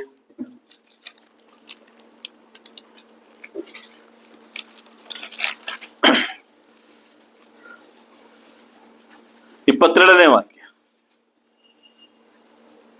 ಮತ್ತು ಯೆಹೋವ ದೇವರು, ಈ ಮನುಷ್ಯನು ಒಳ್ಳೆದ ಕೆಟ್ಟದ ಭೇದವನ್ನು ಅರಿತು ನಮ್ಮಲ್ಲಿ ಒಬ್ಬನಂತಾಗುತ್ತ, ಇದರಿಂದ ಇವನು ಕೈ ಚಾಚಿ ಜೀವವೃಕ್ಷದ ಫಲವನ್ನು ಸಹ ತೆಗೆದು ಶಾಶ್ವತವಾಗಿ ಬದುಕುವವನಾಗಬಾರದು ಅಂದ್ಬಿಟ್ಟು ಅವನು ಉತ್ಪತ್ತಿಯಾದ ಭೂಮಿಯನ್ನೇ ವ್ಯವಸಾಯ ಸಾಕು. ಏನ್ ಮಾಡಿದ್ರು? ಏನಿದೆ? ಏನ್ ಹೇಳ್ತಿದ್ರೆ ಇಲ್ಲಿ ದೇವರು? ಏನ್ ಹೇಳ್ತಿದ್ರೆ ಇಲ್ಲಿ? ಇವನ ಹಣ್ಣನ್ನ ತಿಂದಿ ಏನಾಗೋದ? ನಮ್ಮ ಹತ್ರನೇ ಒಬ್ಬ ತರ ಆಗೋದ? ಯಾವ್ದನ್ನ ತಿಳಿಬಾರ್ದು ಅಂತ ಇದ್ನೋ ಅದನ್ನ ತಿಳ್ಕೊಬಿಟ್ಟ, ಸೈತನ ವಂಚನೆ ಮಾಡ್ಬಿಟ್ಟ. ಆದ್ರೆ ಇನ್ನೊಂದೇನು? ಇವನು ಕೈ ಚಾಚಿ ಜೀವ ವೃಕ್ಷದ ಫಲವನ್ನ ಸಹ ತೆಗೆದು ತಿಂದು ಏನ್ ಮಾಡಬಾರ್ದು? ಶಾಶ್ವತವಾಗಿ ಬದುಕುವನಾಗಬಾರದೆಂದು ಅಂದುಕೊಂಡನು. ಕ್ರಿಸ್ತನ ಪ್ರಿಯ, ಅರ್ಥ ಆಯ್ತಾ? 2 ಮರಗಳನ್ನ ದೇವರಿಟ್ಟಿದ್ದ ಪ್ರಿಯ, ಪ್ರಬಲವಾದಂತ ಮರಗಳು 2, ಅನೇಕ ಮರಗಳ ಮಧ್ಯದಲ್ಲಿ 2 ಮರ. ಒಂದು ಒಳ್ಳೆಯದರ ಕೆಟ್ಟದರ ಅರಿವನ್ನು ಹುಟ್ಟಿಸುವಂತ ಒಂದು ಮರ, ನಿತ್ಯವಾಗಿ ಜೀವಿಸುವಂತ ಇನ್ನೊಂದು ಜೀವ ವೃಕ್ಷದ ಮರ. ನಾನು ಹೀಗೆ ನಿಮ್ಮನ್ನ ಪ್ರಶ್ನಿಸ್ತೇನೆ, ತಿಂದಂತ ಆದಾಮ ಏವಲರು ಅವರು ಬೆತ್ತಲಾಗಿರುವಂತ ವಿಷಯ ನೋಡಿ ಭಯಪಟ್ಟು ಅವರು ಇದ್ದಂತ ಕಾರ್ಯ ನಮ್ಮೆಲ್ಲರಿಗೂ ಗೊತ್ತಿದೆ. ಒಂದು ಕ್ಷಣ ಅಯ್ಯೋ, ನಾನು ಈ ದೇವರನ್ನ ಮೀಟ್ ಮಾಡೋಕ್ಕೂ ಮುಂಚೆ ಅಯ್ಯೋ ನಾನು ತಿಂದ್ಬಿಟ್ಟು ಪಾಪ ಮಾಡ್ಬಿಟ್ಟು ತಪ್ಪು ಮಾಡ್ಬಿಟ್ಟು ಯಾಕೆ ಈ ಮರದ ಹತ್ರ ಹೋಗ್ಲಿಲ್ಲ ಅವರು? ಈ ಮರ ಅಲ್ಲೇ ತಾನೇ ಇದೆ, ಆ ತೋಟದಲ್ಲಿ ತಾನೇ ಇದೆ ಮರ, ಇಲ್ಲ ಬೇರೆ ತೋಟದಲ್ಲಿ ಇದೆಯಾ? ಎಲ್ಲಿದೆ ಅಷ್ಟೇ? ಎಲ್ಲಿದೆ ಈ ಮರ? ಜೀವ ವೃಕ್ಷದ ಮರ ಎಲ್ಲಿದೆ? ಅದೇ ತೋಟದಲ್ಲಿದೆ. ಅದೇ ತೋಟದಲ್ಲಿ ಒಳ್ಳೆದರ ಕೆಟ್ಟದ ಅರಿವು ಹುಟ್ಟುವಂತ ಮರನೂ ಅದರಲ್ಲಿದೆ. ಆ ಹಣ್ಣನ್ನ ತಿಂದವ್ರು ಈ ಹಣ್ಣನ್ನ ತಿನ್ನಬಾರ್ದು ಅಂತ ಹೇಳಿ ದೇವರು ಅವರನ್ನ ಅಲ್ಲಿಂದ ದೊಬ್ತಾರೆ ಅಂತ ವಾಕ್ಯ ಹೇಳ್ತದೆ. ಯಾಕೆ? ಒಂದು ಕ್ಷಣ ದೇವರನ್ನ ಮೀಟ್ ಮಾಡಿದಾಗ ಈ ಹಣ್ಣನ್ನ ತಿಂದಂತವ್ರು ಇವರು ಬೆತ್ತಲಾಗಿರುವಂತ ವಿಷಯ ಕೆಟ್ಟದ ಅರಿವಾಗಿದ ತಕ್ಷಣ ಆ ಮರದ ಹತ್ರ ಯಾಕೆ ಓಡ್ಲಿಲ್ಲ ಇವರಿಬ್ರು? ಯಾಕೆ ಓಡ್ಲಿಲ್ಲ? ಭಯ. ಇವ್ರು ಮಾಡಿದ ಭಯದ ಭೀತಿಯಲ್ಲಿ ವೇದ ವಾಕ್ಯ ಹೇಳ್ತದೆ. ಇವ್ರು ಏನ್ ಮಾಡ್ದಂತೆ? 2ನೇ ಅಧ್ಯಾಯ 11ನೇ ವಾಕ್ಯ ಓದಿ, ಬೇಗ ಇರೋದು.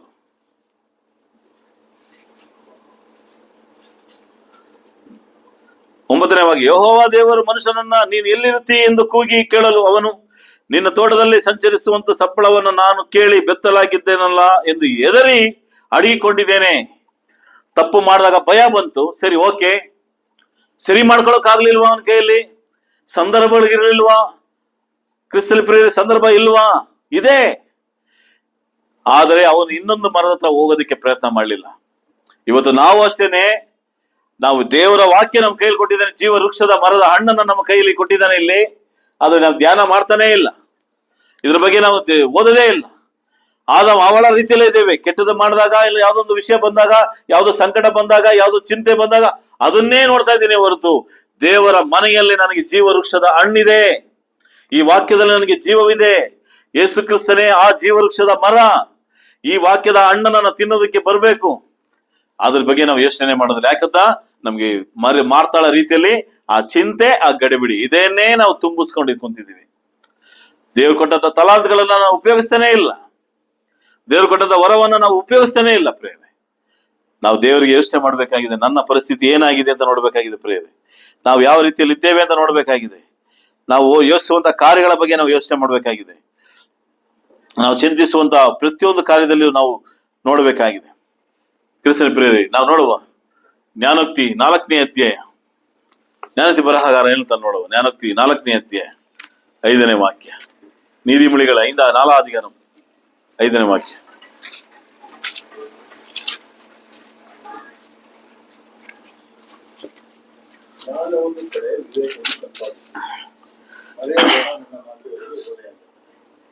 ನಾಲ್ಕನೇದು 5ನೇ ವಾಕ್ಯದ ಹೇಳ್ತಾನೆ, ನನ್ನ ಮಾತುಗಳಿಗೆ ಏನಾಗ್ಬೇಡ, ಓರೆ ಆಗ್ಬೇಡ.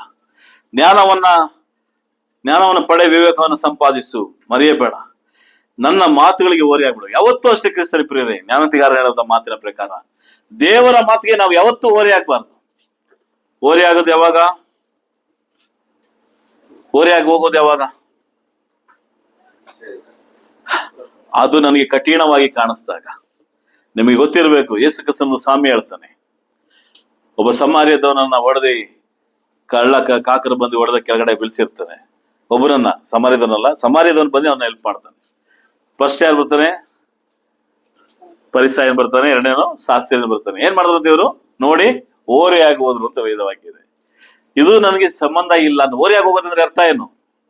ನಾವು ಸಹ ಹಂಗೆ ಮಾಡ್ತೀವಲ್ಲ, ಕೆಲವೊಂದು ಸಂದರ್ಭದಲ್ಲಿ ಓರೆ ಆಗಿ ಹೋಗ್ತೀವಿ, ನಮ್ಗೆ ಬೇಕಾಗಿಲ್ಲ, ಅವಶ್ಯಕತೆ ಇಲ್ಲ ನಮಗೆ, ಓರೆ ಆಗಿ ಹೋಗ್ತೀವಿ. ಕೇಳಿದ್ರು ಕೇಳಿಸ್ಕೊಳ್ಳೋ ತರ ನಾವು ಕುಂತಿರ್ತೀವಿ, ಓರೆಯಾಗಿ ಹೋಗ್ತೀವಿ.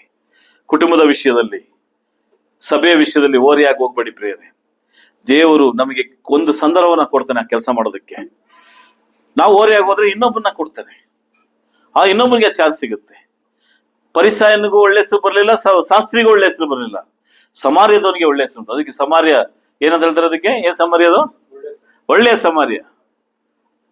ಒಳ್ಳೆ ಸಾಮ್ಯವನ್ನ ನಾವು ಓದ್ತೀವಿ. ಆ ಸಮಾರ್ಯನ ರೀತಿಯಲ್ಲಿ ನಾವು ಇರಬೇಕು ಅಂತ ಯೇಸು ಕ್ರಿಸ್ತ ಸಾಮ್ಯ ಹೇಳ್ತಾನೆ. ಓರೆಯಾಗಿ ಯಾವತ್ತೂ ಹೋಗ್ಬಾರ್ದು. ಯಾವ ವಿಷಯ ಓರೆಯಾಗಿ ಹೋಗ್ಬಾರ್ದು? ಯಾವ ವಿಷಯದಲ್ಲಿ ಓರೆಯಾಗಿ ಹೋಗ್ಬೇಕು? ದೇವರಿಗೆ ಇಷ್ಟ ಇಲ್ಲದೆ ಇರೋ ಕಾರ್ಯ, ಸತ್ಯಕ್ಕೆ ವಿರುದ್ಧವಾಗಿರೋ ವಿಷಯ ಕಾರ್ಯಗಳು ಏನಾದ್ರು ಬಂದಲ್ಲಿ ನಾವು ಏನಾಗಬೇಕು? ಓರೆಯಾಗಿ ಹೋಗ್ಲೇಬೇಕು. ನಮ್ಗೆ ಬೇಕಾಗಿಲ್ಲ ಆ ವಿಷಯ. ಆದ್ರೆ ಸಭೆಯಾಗಿಯೂ ಕುಟುಂಬಕ್ಕೂ ಅದು ಬೇಕಾಗಿರೋದ ವಿಷಯ ಬಂದಾಗ ನಾವು ಓರೆಯಾಗಿ ಹೋದ್ರೆ ದೇವರ ಮಾತುಗಳಿಗೆ ನಾವು ಓರೆಯಾಗಿ ಹೋಗ್ತಾ ಇದೀವಿ ಅಂತ ಅರ್ಥ. ಅದು ಹೇಳಿದ್ರಲ್ವಾ, ನನ್ನ ಮಾತುಗಳಿಗೆ ಏನಾಗ್ಬೇಡ, ಓರೆ ಆಗ್ಬೇಡ. ಅದ ಅರ್ಥ ಏನು? ಅದ್ರ ಅರ್ಥ ಏನು? ನನ್ನ ಮಾತುಗಳಿಗೆ ಓರೆಯಾಗಿ ಹೋಗ್ಬೇಡ ಅಂತ ಹೇಳಿದ್ರೆ, ನಿಮ್ಮ ತಂದೆ ತಾಯಿಗಳನ್ನ ಸನ್ಮಾನಿಸು. ನಾ ಸನ್ಮಾನಿಸಲ್ಲ. ನಮ್ಮ ತಂದೆನ ನಾನು ಹಿಂಗೆ ಮಾತಾಡೋದು, ನಮ್ಮ ತಾಯಿಗೆ ನಾನು ಈ ತರನೇ ನನ್ನ ನಡ್ಕೊಳ್ಳೋದು. ನಿಮ್ಮ ಹೆಂಡತಿನ ಪ್ರೀತಿಸಿ, ನಾನು ಪ್ರೀತಿಸೋದಿಲ್ಲ. ಓರೆಯಾಗಿ ಹೋಗೋದಂದ್ರೆ ಇದೇನೆ. ನಿಮ್ಮ ಹಿರಿಯರಿಗೆ ನೀವು ಗೌರವಿಸಿರಿ, ನಾ ಗೌರವಿಸೋದಿಲ್ಲ. ಇದೇ ಓರೆಯಾಗಿ ಹೋಗೋದು. ದೇವರ ಮಾತಿಗೆ ಓರೆಯಾಗಿ ಹೋಗೋದನ್ನ ಹೇಳ್ತಾರೆ. ಇದ್ದೇ ಇರ್ತದೆ ಅದಲ್ಲ ಅನ್ಕೊಂಡು ಹೇಳ್ತೀವಲ್ಲ, ಇದೆ. ದೇವರ ನನ್ನ ಮಾತುಗಳಿಗೆ ಓರೆಯಾಗಬೇಡ ಅಂದ್ರೆ ಅರ್ಥ ಇಷ್ಟೇ ಪ್ರಿಯರೇ. ದೇವರ ವಾಕ್ಯ ಒಂದು ವಿಷಯ ಹೇಳಿದ್ವಿ, ಅದನ್ನ ನಾವು ಮಾಡ್ಬೇಕು, ಓರೆಯಾಗಿ ಹೋಗ್ಬಾರ್ದು. ಸಭೆಯಲ್ಲಿ ನಮ್ಗೊಂದು ಕೆಲಸ ಕೊಟ್ಟಿದ್ರೆ ಅದು ಮಾಡ್ಬೇಕು. ಓರೆಯಾಗಿ ಹೋಗೋದು, ಅಯ್ಯ ನಾ ಮಾಡಲ್ಲ ಬ್ರದರ್, ಆಗೋದಿಲ್ಲ. ಹೋಗಿ ದೇವ್ರು ಇನ್ನೊಬ್ಬನ ನಿಲ್ಲಿಸ್ತಾನೆ ಅಲ್ಲಿ. ದೇವ್ರ ಗೊತ್ತು ಆತನ ಸಭೆಯಲ್ಲಿ ಕೆಲಸ ಮಾಡೋದಕ್ಕೆ ಯಾರನ್ನ ನಿಲ್ಲಿಸ್ಬೇಕು, ಯಾರನ್ನ ನಡೆಸ್ಬೇಕು ಅಂತ. ನನ್ನ ಪ್ರಿಯ ಸಹೋದರಿಯರೇ, ನಾನು ನಿಮ್ಮನ್ನ ಕೇಳ್ಕೊತೀನಿ, ನಿಮಗೆ ಕೊಟ್ಟಂತ ಸಂದರ್ಭವನ್ನ ದಯವಿಟ್ಟು ದೇವರ ಮಾತುಗಳಿಗೆ ಓರೆಯಾಗಿ ಹೋಗ್ಬೇಡಿ.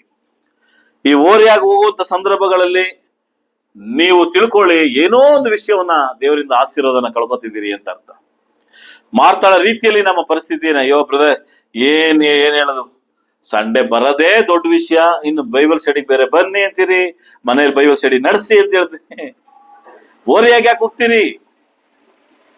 ಕೀರ್ತನೆಗಾರ ಹೇಳ್ತಾನೆ, 2ನೇ ವಾಕ್ಯ ಏನು? ಕೀರ್ತನೆ 1ನೇ ಅಧ್ಯಾಯ 2ನೇ ವಾಕ್ಯ, ಧರ್ಮಶಾಸ್ತ್ರವನ್ನು ಅದ್ರ ಅರ್ಥ ಏನು? ಹಗಲಿರೋ ಧ್ಯಾನ ಮಾಡೋದಂತ ಅರ್ಥ ಏನು? ಓದೋದಲ್ಲ, ಧ್ಯಾನ ಮಾಡೋದು ಅಂತ ಹೇಳ್ತಾನೆ ಕೀರ್ತನೆಗಾರ. ಕೇಳ್ಬೇಕು ರೀ, ಬೈಬಲ್ ಸ್ಟಡಿಗಳಿಗೆ ಬರ್ಬೇಕು. ಓರಿಯಾಗಿ ಹೋಗ್ಬೋದು. ನಾವು ಓರಿಯಾಗಿ ಹೋದ್ರೆ, ದೇವರು ನಮ್ಮ ವಿಷಯದಲ್ಲಿ ಓರಿಯಾಗಿ ಹೋದ್ರೆ ಏನ್ ಮಾಡ್ತೀರಿ? ನಮ್ಮ ವಿಷಯದಲ್ಲಿ ಓರಿಯಾಗಿ ಹೋದ್ರೆ ಏನ್ ಮಾಡ್ತೀರಿ? ದೇವರು ಕೀರ್ತನೆಗಾರ ಹೇಳ್ತಾನೆ, ನನ್ನ ಮಾತುಗಳಿಗೆ ಓರೆ ಆಗ್ಬೇಡಿ. ನಾವು ಏನ್ ತಿಳ್ಕೊಂಡಿದ್ದೀವಿ? ಓರಿಯಾಗಿ ಹೋಗೋದಂದ್ರೆ ಅರ್ಥನೇ ಗೊತ್ತಿಲ್ಲ ನಮಗೆ. ಓರಿಯಾಗಿ ಹೋಗೋದಂದ್ರೆ ಅರ್ಥನೇ ಗೊತ್ತಿಲ್ಲ. ಸಭೆಗೆ ಒಂದು ಸಮಸ್ಯೆ ಬಂದಾಗ, ಸಭೆಯಲ್ಲಿ ಒಂದು ವಿಷಯ ನಡಿಬೇಕು ಅಂತ ನಿಮ್ಮ ಆಲೋಚನೆಗೆ ಬಂದಾಗ, ಬ್ರದರ್ಸ್ ಲೀಡರ್ಸ್ಗಳವರೇ ನೋಡ್ಕೊತಾರೆ ಅಂತ ನೀವೆಂದ್ರೆ ಖಂಡಿತ ಅವರೇ ನೋಡ್ಕೊತಾರೆ. ಅವರು ನೋಡ್ಲಿಲ್ಲ ಅಂದ್ರೆ ತಂದೆ ದೇವರು ಆತನ ಸಭೆಯನ್ನ ನೋಡ್ಕೊತಾನೆ. ನಾನ್ ಪಾಡಕ್ ನಾ ಓರೆ ಆಗ್ತಿದ್ರೆ ಹೋಗು. ದೇವನಿಗೆ ಪೌಲನು ಹೇಳುವಂತ ಮಾತು 2ನೇ ಅಧ್ಯಾಯ ತಿಮೋತಿಗೆ ಬರೆಯುವಾಗ ಹೇಳ್ತಾನೆ, ದೇವನು ಇಹಲೋಕವನ್ನ ಪ್ರೀತಿಸಿ ನನ್ನನ್ನ ಬಿಟ್ಟು ಹೋದ ಅಂತ ಹೇಳ್ತಾನೆ. ಹೊಂಟೋದ ದೇವ, ಏನಾದಂತ ಗೊತ್ತಿಲ್ಲ. ಅವನಷ್ಟೇ, ಅವನ ಜೀವನ ಅಷ್ಟೇ. 30 ಕಾಸುಗಳಿಗೆ ಯೇಸು ಕ್ರಿಸ್ತನ ಹಿಡ್ಕೊಂಡಂತ ದೇವರ ಮಾತಿಗೆ ಅಷ್ಟೊಂದು ವಾಕ್ಯಗಳನ್ನ ಯೂದಾಸನು ಓರೆಯಾಗಿ ಹೋದ. ದೇವರ ಮಾತಿಗೆ ಆತನ ಹ್ಯಾಂಗ್ ಮಾಡ್ಕೊಂಡು ಸತ್ತೋದ. ದೇವರ ಮಾತಿಗೆ ನಾವು ಓರೆಯಾಗಿ ಹೋಗ್ಬಾರ್ದು ಪ್ರೇರೆ. ಯಾಕಂದ್ರೆ ಓರೆಯಾಗಿ ನಾವು ಹೋದ್ರೆ, ದೇವರ ಮಾತನ್ನ ಅಸಡ್ಡೆ ಮಾಡಿದ್ರೆ, ಉತ್ತಮವಾದಂತ ವಿಷಯವನ್ನ ನಾವು ಓರೆಯಾಗಿ ಹೋದ್ರೆ, ನಮಗೆ ಆಶೀರ್ವಾದ ಸಿಗುತ್ತೆ. ನೆಲ್ಲಿಂದ ನಮ್ಮ ಪ್ರಾರ್ಥನೆ ದೇವ್ರು ಕೇಳ್ತಾನೆ. ನಮ್ಮ ವಿಷಯದಲ್ಲೂ ಅವನು ಓರೆಯಾಗಿ ಹೊಂಟಾಯ್ತಾನೆ. ಗಮನ ಇಟ್ಕೊಳ್ಳಿ. ದೇವ್ರಿಗೆ ಸಕಲ ಪಾಪ ಎಲ್ಲವನ್ನ ಕೇಳ್ತಾನೆ ಅಂತ ನಾವು ತಿಳ್ಕೊಂಡಿದೀವಿ. ಸುಳ್ಳು. ದೇವರ ವಿಷಯದಲ್ಲಿ ನಾನು ಓರೆಯಾಗಿ ಹೋದ್ರೆ, ನನ್ನ ತಂದೆ ತಾಯಿಗಳ ವಿಷಯದಲ್ಲಿ ನಾನೇ ಓರೆಯಾಗಿ ಹೋದ್ರೆ, ನನ್ನ ಕುಟುಂಬದ ವಿಷಯದಲ್ಲಿ ನಾನು ಓರೆಯಾಗಿ ಹೋದ್ರೆ, ನಾನು ಮಾಡಬೇಕಾದ ಕೆಲಸವನ್ನ ದೇವರ ವಾಕ್ಯದ ಪ್ರಕಾರ ನಡೀದೆ ಓರೆಯಾಗಿ ಹೋದ್ರೆ, ನನ್ನ ಬದುಕಲ್ಲೂ ದೇವರು ಓರೆಯಾಗಿ ಹೋಗ್ತಾನೆ. ಎಲ್ಲ ಪ್ರಾರ್ಥನೆಗೂ ಉತ್ತರ ಸಿಗುತ್ತೆ, ಎಲ್ಲ ವಿಜ್ಞಾಪನೆಗೂ ಉತ್ತರ ಸಿಗುತ್ತೆ ಅಂತ ತಿಳ್ಕೊಳಕ್ ಹೋಗ್ಬೇಡಿ. ದೇವರು ನನ್ ಕೊಟ್ಟಂತ ತಲಾಂತಗಳನ್ನ ನಾವು ಸಭೆಯಲ್ಲಿ ಉಪಯೋಗಿಸ್ಲಿಲ್ಲ ಅಂದ್ರೆ, ದೇವರು ನನ್ನ ವಿಷಯದಲ್ಲಿ ಓರೆಯಾಗಿ ಹೋಗ್ತಾನೆ. ನಾವೆಲ್ಲ ಸಂಪಾದನೆ ಮಾಡ್ತೀವಿ, ಏನು ಉಳಿಯೋದಿಲ್ಲ. ಎಲ್ಲಿ ಉಳಿತದೆ? ದೇವರ ವಿಷಯದಲ್ಲಿ ನೀವು ಓರೆಯಾಗಿ ಹೋದ್ರೆ ಏನಿಲ್ಲ ಬ್ರದರ್, ತುಂಬಾ ಸಂತೋಷವಾಗಿದ್ದೀವಿ. ಯಾಕಂದ್ರೆ ನೀವು ದೇವರ ವಿಷಯದಲ್ಲಿ ಓರೆಯಾಗಿ ಹೋಗಿಲ್ಲ ಅಷ್ಟೇ. ನನ್ನ ಬದುಕಲ್ಲಿ ದೇವರ ವಿಷಯದಲ್ಲಿ ನಾವು ಓರೆಯಾಗಿ ಹೋಗ್ಬಾರ್ದು ಪ್ರಿಯರೇ. ಅದೇ ಉತ್ತಮವಾದಂತ ಭಾಗ. ಮಾರ್ತಾಳು ಮರಿಯಳಿಗೂ ಇರುವಂತ ವ್ಯತ್ಯಾಸ ಅದೇನೆ. ಮರಿಯಳು ಅಕ್ಕ ಕಷ್ಟ ಪಡ್ತಾ ಇರೋದು ಗೊತ್ತಿಲ್ವ ಅವಳಿಗೆ? ಮರಿಯಳಿಗೆ ಗೊತ್ತು. ಆದ್ರೆ ಈ ಸಂದರ್ಭ ಅದಕ್ಕಿಂತ ಮುಖ್ಯ ಅಂತ ಆರಿಸ್ಕೊಂಡ್ಳು. ಯಾವ ಸಂದರ್ಭ? ಯೇಸು ಕ್ರಿಸ್ತನ ಪಾದ ಬಳಿ ಕುಂತು ದೇವರ ವಾಕ್ಯನ ಕೇಳುವಂತು. ದೇವ್ರಿಗೆ ಗೊತ್ತು. ಮಾರ್ತಾಳಿಗೆ ಆ ವಿಷಯ ಅರ್ಥ ಆಗ್ಲಿಲ್ಲ ಪಾಪ. ಯೇಸು ಕ್ರಿಸ್ತನಿಗೆ ನಡೆಯುವಂತ ಘಟನೆ ನಮ್ಗೆ ಗೊತ್ತಿದೆ. ಮತ್ತಾಯ 4ನೇ ಅಧ್ಯಾಯದಲ್ಲಿ ಈ ಶೋಧನೆ ಬಗ್ಗೆ ನಮ್ಗೆ ಗೊತ್ತಿದೆ. 4 ಶೋಧನೆಗಳ ಬಗ್ಗೆ ನಮ್ಗೆ ಗೊತ್ತು. 3 ಶೋಧನೆಗಳ ಬಗ್ಗೆ ಗೊತ್ತಿದೆ. ಪರಿಸ್ಥಿತಿಯನ್ನ ನೋಡ್ಕೊಂಡು ಶೋಧನೆ ಮಾಡ್ತಾನೆ. ಯೇಸು ಕ್ರಿಸ್ತನ್ ಏನೆಲ್ಲ ಉತ್ತರ ಕೊಡ್ತಾನೆ? ಯೇಸು ಕ್ರಿಸ್ತನ್ ಏನ್ ಮಾತಾಡ್ತಾನೆ? 4ನೇ ವಾಕ್ಯ, 4ನೇ ಅಧ್ಯಾಯ 4ನೇ ವಾಕ್ಯ, ಮತ್ತಾಯ 4:4. ಮನುಷ್ಯನು ರೊಟ್ಟಿ ತಿಂದ ಮಾತ್ರಕ್ಕೆ ಬದುಕುವುದಿಲ್ಲ, ದೇವರ ಬಾಯಿಂದ ಹೊರಡುವಂತ ಪ್ರತಿಯೊಂದು ಮಾತಿನಿಂದ ಬದುಕುವನು ಎಂದು ಬರೆದದೆ. ಅದರ ಅರ್ಥ ಏನು? ಯೇಸು ಕ್ರಿಸ್ತನಿಗೆ ಹೇಳ್ತದೇನ ಅರ್ಥ ಏನು? ಸೆಕೆಂಡ್ 6ನೇ ಅಧ್ಯಾಯದ 7ನೇ ಅಧ್ಯಾಯದ ವಾಕ್ಯ ಓದಿ. 7ನೇ ವಾಕ್ಯ. ಅದಕ್ಕೆ ಯೇಸು, ನೀನು ದೇವರಾಗಿರುವ ಕರ್ತನನ್ನು ಪರೀಕ್ಷಿಸಬಾರದು ಎಂಬುದಾಗಿ ಸಹ ಬರುತ್ತದೆ. 10ನೇ ವಾಕ್ಯ. ಯೇಸು ಅವನಿಗೆ, ಸೈತಾನನೇ, ನೀನು ತೊಲಗಿ ಹೋಗು, ನಿನ್ನ ದೇವರಾಗಿರುವ ಕರ್ತನಿಗೆ ಅಡ್ಡಬಿದ್ದು ಆತನೊಬ್ಬನನ್ನೇ ಆರಾಧಿಸಬೇಕು ಎಂಬುದಾಗಿ ಬರುತ್ತದೆ. 3 ಮಾತುಗಳು ಯಾರು ಬರೆದದೆ, ಯಾರು ಹೇಳಿದ್ದು ಅಂತ ಹೇಳ್ತಿದ್ದಾನೆ. ಬರೆದದೆ ಅಂದ್ರೆ ಹೇಳಿದ್ದು ಅಂತ ಅರ್ಥ. ಯಾರು ಹೇಳಿದ್ದು? ದೇವ್ರು ಹೇಳಿದ್ದು ಅಂತ ಯಾರು ಹೇಳ್ತಿರೋದು? ಗಮನ ಇಡಿ. ಯೇಸು ಕ್ರಿಸ್ತನು ತನ್ನ ಒಬ್ಬನೇ ಮಗನ ಯೇಸು ಕ್ರಿಸ್ತನು ನಾನು ಹೇಳಿದ್ದು ಅಂತ ಹೇಳ್ತಲ್ಲ, ತಂದೆಯಾದ ದೇವ್ರು ಹೇಳಿದ್ದು, ದೇವ್ರು ಹೇಳಿದ್ದು, ದೇವ್ರು ಹೇಳಿದ್ದು ಅಂತ 3 ಸರಿನು ಸೈತಾನನಿಗೆ ಆನ್ಸರ್ ಕೊಡ್ತಾ ಇದ್ದೇನೆ. ಯಾವ್ದ್ರ ಅರ್ಥ ಏನು? ನಿಮ್ಗೆ ಏನ್ ಅರ್ಥ ಆಗ್ತಿದೆ? ಆತನಿಗೆ ಏನೇ ಬಂದ್ರು ಸಹ ದೇವರ ವಾಕ್ಯವನ್ನ ಡಿಫೆಂಡ್ ಆಗಿಟ್ಟಿದ್ದಾನೆ. ಪರಿಸ್ಥಿತಿ ನಮ್ಗೆಲ್ಲರಿಗೂ ಗೊತ್ತಿದೆ. 40 ದಿನಗಳ ಉಪವಾಸ, ಹಸಿವು. ಬಂದಂತ ಉದ್ದೇಶ ಏನು? ಈ ಲೋಕವನ್ನ ಜಯಿಸ್ಬೇಕು. ಬಂದಂತ ಉದ್ದೇಶವನ್ನು ಸೈತಾನನ್ನ ಗೆಲ್ಬೇಕು. ಅದನ್ನ ಈಸಿಯಾಗಿ ಕೊಡ್ತಾ ಇದ್ದೇನೆ. ಸೈತಾನ ಟಾಸ್ಕ್ ಈಸಿ ಕೊಡ್ತಾ ಇದ್ದೇನೆ. ಏನ್ ಟಾಸ್ಕ್ ಕೊಡ್ತಿದ್ದೇನೆ? 10ನೇ ವಾಕ್ಯದಲ್ಲಿ ಈಸಿ ಟಾಸ್ಕ್ ಏನ್ ಕೊಟ್ಟ? 8ನೇ ವಾಕ್ಯ ಓದಿ. ಸೈತಾನ ಏನ್ ಕೊಡ್ತಿದ್ದಾನೆ ಟಾಸ್ಕ್ ಯೇಸು ಕ್ರಿಸ್ತನಿಗೆ? ಬಹಳ ಎತ್ತರವಾದ ಹೋಗಿ ಪ್ರಪಂಚದ ಎಲ್ಲಾ ರಾಜ್ಯವನ್ನು ತೋರಿಸಿ ನೀನು ನನಗೆ ಸಾಷ್ಟಾಂಗ ನಮಸ್ಕಾರ ಮಾಡಿದ್ರೆ ಇವನ್ನೆಲ್ಲ ನೀನು ಕೊಡುವೆ. ಏನ್ ಕೊಡ್ತೀನಿ ಅಂತ ಹೇಳ್ದ ಯೇಸು ಕ್ರಿಸ್ತನು? ಎಲ್ಲವನ್ನ ಕೊಡ್ತೀನಿ, ನೀ ನನಗೆ ನಮಸ್ಕಾರ ಮಾಡು, ಕಾಲಿಗೆ ಬಿದ್ಬಿಟ್ಟು ನಮಸ್ಕಾರ ಆರಾಧನೆ ಮಾಡು, ವರ್ಷಿಪ್ ಮಾಡು. ಅದಕ್ಕಾಗಿ ಯೇಸು ಕ್ರಿಸ್ತ ಲೋಕಕ್ಕೆ ಬಂದು ಇದನ್ನ ಗೆಲ್ಲಬೇಕು ಅನ್ನೋಕ್ಕೋಸ್ಕರನೇ ಬಂದಿದ್ದು. ಯಾವ ಮೊದಲನೇ ಆದಾಮನಿಂದ ಎಲ್ಲವೂ ಆತನಿಂದ ಆತನ ಕಿತ್ಕೊಂಡು ಮೋಸ ಮಾಡಿ ಅದನ್ನ ಗೆಲ್ಲೋದಕ್ಕೋಸ್ಕರ ಎರಡನೇ ಆದಾಮನಾಗಿ ಯೇಸು ಕ್ರಿಸ್ತನ ಬರ್ತಾನೆ. ಆತನಿಗೆ ಈಸಿ ಟಾಸ್ಕ್, ಸಿಲುವೆಗೆ ಹೋಗೋ ಮುಂಚೆ ಸಿಗುತ್ತಕ್ಕಾಗ್ತದೆ. ಒಂದೇ ಸಾರಿ ಆತನ ಕಾಲಿಗೆ ಬಿದ್ದು ನಮಸ್ಕಾರ ಮಾಡ್ಬಿಟ್ಟಿದ್ರೆ ಸೈತಾನನು ಕೆಲಸ ಮುಗಿದೋಗಿರೋದು. ಆದ್ರೆ ಸೈತಾನನ ದೇವರ ಯೇಸು ಕ್ರಿಸ್ತನ ಉದ್ದೇಶ ಅದಲ್ಲ, ತಂದೆಯಾದ ದೇವರ ಉದ್ದೇಶನೂ ಅದಲ್ಲ.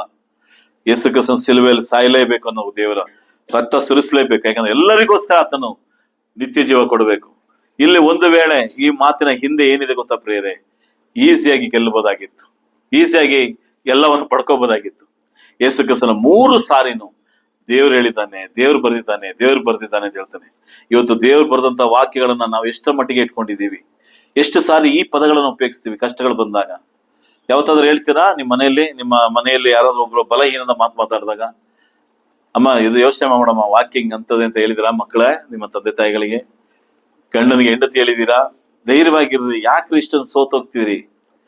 ದೇವ್ರು ನಮ್ಮ ಜೊತೆಯಲ್ಲಿದ್ದಾನೆ, ದೇವ್ರು ನಮ್ಮನ್ನ ಬಲಪಡಿಸ್ತಾನೆ.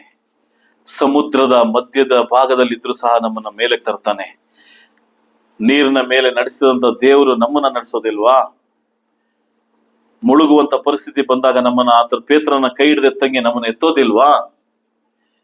ಆತನ ನಂಬಿ ಅಂತ ಯಾವತ್ತಾದ್ರೂ ನಿಮ್ಮ ಬಲವೀನಾದಂತ ಗಂಡಂದ್ರಿಗೆ ಹೇಳಿದೀರಾ ನೀವು? ಯಾಕಂದ್ರೆ ಉತ್ತಮ ಭಾಗವನ್ನ ನಾನೇ ಆರಿಸ್ಕೊಂಡಿಲ್ವಲ್ಲ, ಹಿಂಗ್ ಹೇಳಕ್ ಸಾಧ್ಯ? ಯಾವಾಗ ಗೊತ್ತಾ ನಾವು ಸೋತೋಗ್ತೀವಿ ಪ್ರೇರೆ? ದೇವರ ವಾಕ್ಯ ನಮ್ಮಿಂದ ದೂರ ಹೋದಾಗ. எப்ப நம்ம எழுதுறது தெரியுங்களா? தேவனுடைய வார்த்தை என்கிட்ட இல்லைன்னு தான் நம்ம எழுதுறோம். யார் பலகீனமான வார்த்தை உங்களுக்குள்ள பேசுறாங்களோ அவங்க கிட்ட நீங்க பலமான வார்த்தை பேசுறதுக்கு வேத வசனம் உங்ககிட்ட இருந்தா தான் பேச முடியும். இயேசு கிறிஸ்து பசியா இருந்தார் 40 நாள். சொல்ல வேண்டிய வார்த்தைகள், சைத்தானுக்கு சொல்ல வேண்டிய வார்த்தைகள் கரெக்டா பேசினார். இந்த சைத்தான் தான் நம்ம இன்னைக்கு ஃபேஸ் பண்ணி கொண்டே இருக்கிறோம். ಇವತ್ತು ಇದೇ ಸೈತಾನನ್ನ ಫೇಸ್ ಮಾಡ್ತೀವಿ.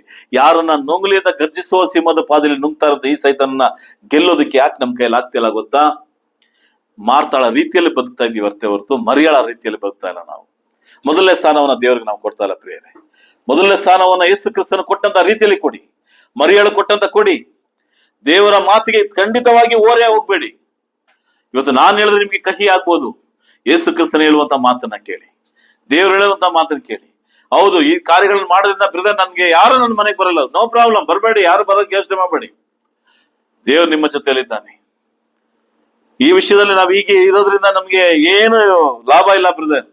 ಲಾಭನ ನೋಡ್ಕೊಂಡು ದೇವರ ಸನ್ನಿಧಾನಕ್ಕೆ ಬರಬೇಡಿ. ಯೋಹಾನ 8ನೇ ಅಧ್ಯಾಯ 6ನೇ ವಾಕ್ಯ, ಬೇಗ 2 ವಾಕ್ಯಗಳನ್ನ ಹೇಳಿ ಮುಗಿಸ್ತಾನೆ. 8ನೇ ಜಾನ್ 8:6.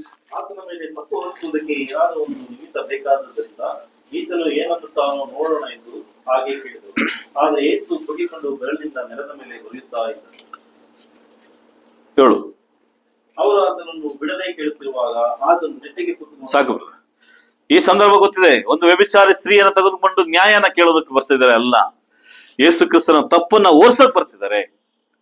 ಯೇಸು ಕ್ರಿಸ್ತನ ಹೇಗಾಗಿ ತಪ್ಪನ್ನ ಒರೆಸಿ ಆತನ್ನ ಒಂದು ರೋಮನ್ ಸೈನಿಕ ಕೊಡ್ಬೇಕು, ಇಲ್ಲ ಕಲ್ಲು ಹೊಡೆದು ಸಾಯಿಸ್ಬೇಕು. ಪರಿಸ್ಥಿತಿ ನೋಡಿದಿರಾ? ಓದಿ, ಖಂಡಿತ 8ನೇ ಅಧ್ಯಾಯ ಓದಿ, ಎಷ್ಟೋ ಸಾರಿ ಓದಿದ್ದೀನಿ. ಯೇಸು ಕ್ರಿಸ್ತನ ಏನ್ ಮಾಡ್ತಿದ್ದಂತೆ ಅವರ ಪ್ರಶ್ನೆಗಳಿಗೆ? ಮೊದಲೇ ಪ್ರಶ್ನೆ ಬಂದಾಗ ಏನ್ ಮಾಡ್ತಿದ್ರು ಬ್ರದರ್? ನೆಲಕ್ಕೆ ಬಕ್ಕೊಂಡು ಏನ್ ಮಾಡ್ತಿದ್ರೆ? ಬರಿತಾ ಇದ್ರೆ. ಅದ್ರ ಅರ್ಥ ಏನು? ನಿಮ್ಮ ಪ್ರಶ್ನೆಗೆ ಉತ್ತರ ಕೊಡೋದಕ್ಕೆ ನಾ ಸಿದ್ಧ ಇಲ್ಲ ಅಂತ ಅರ್ಥ. ನೋಡಿ, ಹೋಗಿ 6ನೇ ವಾಕ್ಯ ಓದಿಬ್ರು ಮತ್ತೆ. ಆತನ ಮೇಲೆ ತಪ್ಪು ಹೊರಿಸುವುದಕ್ಕೆ ಏನಾದರೂ ಒಂದು ನಿಮಿತ್ತ ಬೇಕಾದ್ದರಿಂದ ಈತನು ಏನನ್ನು ತಾನು ನೋಡೋಣ ಎಂದು ಹಾಗೆ ಕೇಳಿದರು.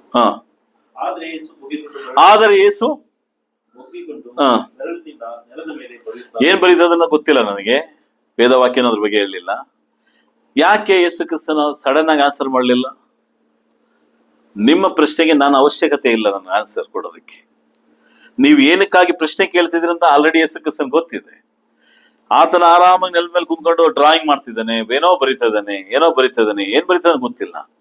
ಆದ್ರೆ ಒಂದು ವಿಷಯ ಪ್ರಿಯರೇ, ಬಲವಂತದಿಂದ ಪ್ರಶ್ನೆ ಮತ್ತೆ ಮತ್ತೆ ನಿಮ್ಮ ಹತ್ರ ಕೇಳಿದ್ರೆ ಉತ್ತರ ಕೊಡೋದಕ್ಕೆ ರೆಡಿಯಾಗಿರಿ ಅನ್ನೋದೇ 7ನೇ ವಾಕ್ಯ. ಮತ್ತು ಅವರು ಆತನನ್ನು ಬಿಡದೇ ಇದೇ ಮುಖ್ಯ. ಅವ್ರು ಏನ್ ಮಾಡ್ತಿದ್ರೆ ಮತ್ತೆ ಮತ್ತೆ ಮತ್ತೆ ಮತ್ತೆ ಬಿಡದೆ ಕೇಳ್ತಿದ್ರೆ, ಕಲ್ಲೊಳಗೆ ಸಾಯಿಸ್ಬೇಕಾ ಏನ್ ಮಾಡ್ಬೇಕು, ಕಲ್ಲೊಳಗೆ ಸಾಯಿಸ್ಬೇಕಾ ಏನ್ ಮಾಡ್ಬೇಕು. ಯೇಸು ಕ್ರಿಸ್ತ ನನ್ಗೆ ಇದಕ್ ಬಗ್ಗೆ ನನ್ಗೆ ಯೋಚನೆ ಮಾಡ್ತಾ ಇಲ್ಲ, ನನ್ನ ಬಿಡಿ ಅಂತಿದ್ದಾನೆ ಇಲ್ಲಿ. ಅದರ್ಥ ನನ್ನ ಬಿಟ್ಬಿಡಿ, ನೀವ್ ಗೊತ್ತು, ನೀವು ಪ್ಲಾನ್ ಮಾಡ್ಕೊಂಡ್ ಬಂದಿದ್ದೀರಿ. ನೆಲದಲ್ಲಿ ಕುಂತ್ಕೊಂಡ್ ಬರಿತಾ ಇದ್ದಾನೆ, ಸೈಲೆಂಟ್ ಆಗಿದ್ದಾನೆ ಅಂತ ಅರ್ಥ.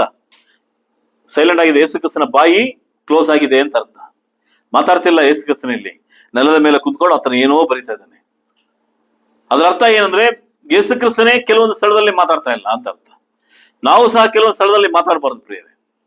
ಗೊತ್ತು ಅವ್ರು ನಮ್ಮ ತಪ್ಪನ್ನ ಹಿಡಿಯೋದಕ್ಕೋ, ಇಲ್ಲ ನಮ್ಮ ಮಾತಿಂದ ಇನ್ನೊಂದು ಸಮಸ್ಯೆ ತರೋದಕ್ಕೋ, ಇಲ್ಲ ನಮ್ಮ ಮಾತಿಂದ ಇನ್ನೊಂದು ಲಾಭವನ್ನ ಪಡ್ಕೊಳ್ಳೋದಕ್ಕೋ ನಮ್ಗೆ ಗೊತ್ತಿದ್ರೆ ನಾವು ಯೇಸು ಕ್ರಿಸ್ತನ ರೀತಿಯಲ್ಲಿ ಮೌನವಾಗಿರ್ಬೇಕು. ನಾವು ಅಲ್ಲೋಗ್ಬಿಟ್ಟು ರಾಜ ಹುಲಿಗಳ ತರ ಮಾತಾಡೋದಲ್ಲ. ಸೈಲೆಂಟ್ ಆಗಿರಿ, ಆ ಸ್ಥಳದಲ್ಲಿ ಸೈಲೆಂಟ್ ಆಗಿರಿ. ಅವ್ರು ಏನ್ ತಿಳ್ಕೊಂಡಿರ್ಬೋದು, ಲೆಕ್ಕ ಹಾಕಿ ಅವ್ರು ಏನ್ ತಿಳ್ಕೊಂಡಿರ್ಬೋದು, ಯೇಸು ಕ್ರಿಸ್ತನಿಗೆ ಈ ಸ್ಥಳದಲ್ಲಿ ಏನಿಲ್ಲ, ಆನ್ಸರ್ ಕೊಡಕ್ಕೆ ಬರ್ತಾ ಇಲ್ಲ ಅಂತ ತಿಳ್ಕೊಂಡಿದ್ದಾರೆ. ಹೆಂಗಾದ್ರೂ ಮಾಡಿ ಯೇಸು ಕ್ರಿಸ್ತನ್ನ ಸಾಯಿಸ್ಬೇಕು, ಕಲ್ಲು ಹೊಡೆದ್ಬೇಕು, ಇದೇ ಅವ್ರ ಪ್ಲಾನ್. ಆದ್ರೆ ಈ ತರ ಉತ್ತರ ಕೊಡದೇ ಇರೋವರೆಗೂ ಯೇಸು ಕ್ರಿಸ್ತನ ಬಗ್ಗೆ ಏನು ಅವ್ರ ಆಲೋಚನೆ ಆಗಿರ್ತದೆ? ಯೇಸು ಕ್ರಿಸ್ತನ ಇಲ್ಲಿ ಬಿದ್ದೋದ, ಯೇಸು ಕ್ರಿಸ್ತನಿಗೆ ಇಲ್ಲಿ ಆನ್ಸರ್ ಗೊತ್ತಿಲ್ಲ, ಯೇಸು ಕ್ರಿಸ್ತನು ಈಗ ಸಿಕ್ಕಾಕತ್ತಾನೆ. ಇದನ್ನ ಏನ್ ಮಾಡ್ಬೇಕು, ಈ ಪ್ರಶ್ನೆನ ಹೈಲೈಟ್ ಮಾಡ್ಬೇಕು. ಅದ್ರ ಇದನ್ನೇ ಪಡ್ರಂಗ ಬಿಡದೆ ಕೇಳ್ತಾ ಇರೋದ್ ಅರ್ಥ ಏನು? ಒಂದ್ಸಾರಿಗೆ ಆನ್ಸರ್ ಮಾಡಿಲ್ಲ, 2 ಸಾರಿಗೆ ಆನ್ಸರ್ ಮಾಡಿಲ್ಲ, ನಮ್ಗೇನ್ ಅನಿಸ್ತದೆ? ಬ್ರದರ್ ಸಿಕ್ಕಾಕಂಡ್ರ, ಯೇಸು ಕ್ರಿಸ್ತ ಸಿಕ್ಕಾಕಂಡ. ನಿಮ್ಗೆ ಗೊತ್ತಿಲ್ಲ, ನಿಮ್ ಮುಟ್ಟಾಳ್ರ ನಿಮ್ಗೆ ಆನ್ಸರ್ ಕೊಡದೆ ನಾನು ಸೈಲೆಂಟ್ ಆಗಿದ್ದೀನಿ ಅಂತ ಅಲ್ಲಿ ಆನ್ಸರ್ ಮಾಡ್ತಿದ್ದೇನೆ. ದೇವರ ನಾಲೆಡ್ಜ್ ಇದ್ರೇನೆ ಪ್ರಿಯರೇ ಈ ತರ ನಾವು ನಡ್ಕೊಳ್ಳೋದಕ್ಕೆ ಸಾಧ್ಯ. ಯೇಸು ಕ್ರಿಸ್ತನು ಆ ನೆಲದ ಕೆಳಗಡೆ ಕುಂತ್ಕೊಂಡು ಆತನು ಯೋಚನೆ ಮಾಡಿರೋದು ನನ್ನ ಆಲೋಚನೆಯಲ್ಲಿ ಇರ್ತದೇನೆ. ದೇವ್ರ ಹತ್ರ ಮಾತಾಡಿರ್ಬೋದು, ಕೇಳಿರ್ಬೋದು, ದೇವರೇ ಇಂಥವ್ರಿಗೆ ಏನ್ ಮಾಡ್ಲಿ ನಾನು? ಯಾಕಂದ್ರೆ ಯೇಸು ಕ್ರಿಸ್ತನ ಒಂದ್ ಕಡೆ ಒಂದು ಮಾತಂತಾನೆ ಯೋಹಾನದಲ್ಲಿ, ನನ್ನಷ್ಟಕ್ಕೆ ನಾನು ಏನು ಮಾತಾಡೋದಿಲ್ಲ, ನನ್ನ ತಂದೆ ಹೇಳಿದಂತ ಮಾತನ್ನು ಮಾತ್ರ ಮಾತಾಡ್ತೇನೆ. ಅಲ್ಲಿ ಕೇಳ್ತಾನೆ, ಇವ್ರು ಮತ್ತೆ ಮತ್ತೆ ಮತ್ತೆ ಮತ್ತೆ ಪೀಡಿಸ್ತಾ ಇದಾರೆ. 7ನೇ ವಾಕ್ಯದಲ್ಲಿ ಯೇಸು ಕ್ರಿಸ್ತನು ಈಗ ಹೇಳ್ತಾರೆ ಆನ್ಸರ್, ನಿಮ್ಮಲ್ಲಿ ಪಾಪವಿಲ್ಲದವನ್ ಏನ್ ಮಾಡು, ಯಾರೋ ಅವನೇ ಮೊದಲು ಏನ್ ಮಾಡು, ಆಕೆ ಮೇಲೆ ಕಲ್ಲ. ಇಷ್ಟೇ ಸರಿಯಪ್ಪ, ನೀವು ಕೇಳೋದಕ್ಕೋಸ್ಕರ ಹೇಳ್ತಾ ಇದೀನಿ. ಸರಿ, ನಿಮ್ಮಲ್ಲಿ ಇಷ್ಟು ಜನ ಇದೀರಿ, ಇಲ್ಲ ಇಷ್ಟು 1000 ಜನ ನಿಂತಿದ್ದೀರಿ. ಓಕೆ, ಈಗ ಆನ್ಸರ್ ಬೇಕಲ್ವಾ ನನ್ನ ಹತ್ರ? ನಾನು ಹೇಳ್ತೀನಿ ಕೇಳಿ. ನಿಮ್ಮಲ್ಲಿ ಯಾರಾದ್ರೂ ಒಬ್ಬ ಪಾಪ ಮಾಡಿಲ್ಲ, ನಾನು ಮೊದಲನೇ ಕಲ್ಲು ಹೊಡಿಲಿ. ಹೌದಲ್ವಾ? ಅದೇ ತಾನೇ ಹೇಳ್ತಿದ್ದೀನಿ ಅಲ್ಲಿ ಯೇಸು ಕ್ರಿಸ್ತನು. ಈ ಬುದ್ಧಿವಂತಿಕೆಯ ಮಾತು ಯಾರು ಕೊಟ್ಟಿದ್ರು ಯೇಸು ಕ್ರಿಸ್ತನಿಗೆ? ಯಾರು ಕೊಟ್ಟಿದ್ದು? ಯೇಸು ಕ್ರಿಸ್ತನೇ ಬುದ್ಧಿವಂತಿಕೆ. ಕ್ರಿಸ್ತನಲ್ಲಿ ಪ್ರಿಯ ತಂದೆಯ ದೇವರು ಆತನ ಜೊತೆಯಲ್ಲಿ ಮಾತಾಡ್ತಾನೆ. ಅಲ್ಲಿ ಏನದ 3 ಆನ್ಸರ್ ಯಾರು ಕೊಟ್ಟ? ದೇವ್ರು ಬರ್ದಿದ್ದಾನೆ, ದೇವ್ರು ಬರ್ದಿದ್ದಾನೆ, ದೇವ್ರು ಬರ್ದಾನೆ. ಇದನ್ನು ದೇವರು ಆತನಿಗೆ ತಿಳಿಸಿತ್ತು. ಇವತ್ತು ನಮ್ಮ ಪರಿಸ್ಥಿತಿ ಬಂದಾಗ ದೇವರು ನನ್ನ ಜೊತೆಯಲ್ಲಿ ಮಾತಾಡಬೇಕು ಅಂದ್ರೆ, ಸಮಸ್ಯೆಗಳು ಬಂದಾಗ, ಒಂದು ಕಷ್ಟ ಬಂದಾಗ, ಒಂದು ನಷ್ಟ ಬಂದಾಗ, ನಾನು ದೇವರ ಜೊತೆಯಲ್ಲಿ ಮಾತಾಡುವಂತ, ನಾನು ಇನ್ನೊಬ್ಬರ ಜೊತೆಯಲ್ಲಿ ಸಂಭಾಷಣೆ ಮಾಡ್ಬೇಕು ಅಂತ ಬಂದಾಗ, ದೇವರ ವಾಕ್ಯ ನಿಮ್ಮಲ್ಲಿದ್ರೆ, ದೇವರ ಮೆಚ್ಚುಗೆಯಾದ ಕಾರ್ಯಗಳು ನೀವು ಮಾಡ್ತಿದ್ರೆ ನಿಜವಾಗ್ಲೂ ಗೆಲ್ಲೋದಕ್ಕೆ ಸಾಧ್ಯ ಪ್ರಿಯರೇ. ಯೇಸು ಕ್ರಿಸ್ತನ ಈ ಸ್ಥಳದಲ್ಲಿ ಆತನು ಕೊಟ್ಟಂತ ಉತ್ತರದಿಂದ ಗೆಲ್ತಾನೆ ಪ್ರಿಯರೇ. ಯಾಕೊತ್ತಾ? ದೇವರಿಗೆ ಮೆಚ್ಚುಗೆ ಆದಂತ ಕಾರ್ಯಗಳನ್ನ ಮಾಡ್ತಿದ್ದ ದೇವರು. ಇವತ್ತು ನೀವು ಯಾವ ರೀತಿಯಲ್ಲಿ ಇದ್ದೇವೆ? ಮರಿಯಾಳ ಮಾರ್ತಾಳ, ಇಲ್ಲಿಯವರೆಗೂ ಮಾರ್ತಾಳು, ಇನ್ಮೇಲೆ ಮರಿಯಾಳ ಇಲ್ಲ, ಇಲ್ಲಿವರೆಗೂ ಮರಿಯಾಳ, ಇನ್ಮೇಲೆ ಮಾರ್ತಾಳ. ನಾವು ಚಾಯ್ಸ್ ಮಾಡ್ಕೋಬೇಕಾಗಿದೆ ಪ್ರಿಯರೇ. ದೇವರಿಗೋಸ್ಕರ ದೇವರ ಉತ್ತಮವಾದ ಸ್ಥಳವನ್ನ ನಾವು ಆರಿಸ್ಕೊಳ್ಬೇಕಾಗಿದ್ದ ಕರ್ತವ್ಯ. ಯೇಸು ಕ್ರಿಸ್ತನ ಉತ್ತರ ಕೊಟ್ಟು ಹೇಳ್ತಾನೆ, ಸರಿ ಕಲ್ಲು ಹೊಡಿ, ಸಾಯಿಸ್ತೀರಿ, ಪಾಪ ಮಾಡಿದಾಳೆ ನಿಜ, ರೆಡ್ ಹ್ಯಾಂಡ್ ಆಗಿ ಸಿಕ್ಕಾಕೊಂಡದಲ್ಲಿ ನಿಜ, ಸರಿ ನಿಮ್ಮಲ್ಲೇ ಯಾರೋ ಒಬ್ಬ ಹೊಡಿರಿ, ಯಾರಾದ್ರೂ ಹೊಡಿರಿ ಕಲ್ಲು. ಆದ್ರೆ ಹೊಡೆದವನ್ ಏನಾಗಿರ್ಬಾರ್ದು? ಪಾಪ ಮಾಡಿರ್ಬಾರ್ದು ಅಷ್ಟೇ. ನಮ್ಮ ಪ್ರಶ್ನೆಗೆ ಯಾರಾದ್ರೂ ಕುಟುಂಬದಲ್ಲಿ ಇಂಥ ಸಮಸ್ಯೆಗಳು ಯಾರಾದ್ರೂ ತಂದ್ರೆ ಅಂತ ಉತ್ತರ ಕೊಡೋದಕ್ಕೆ ರೆಡಿ ಆಗಿದ್ದೀರಾ ನೀವು?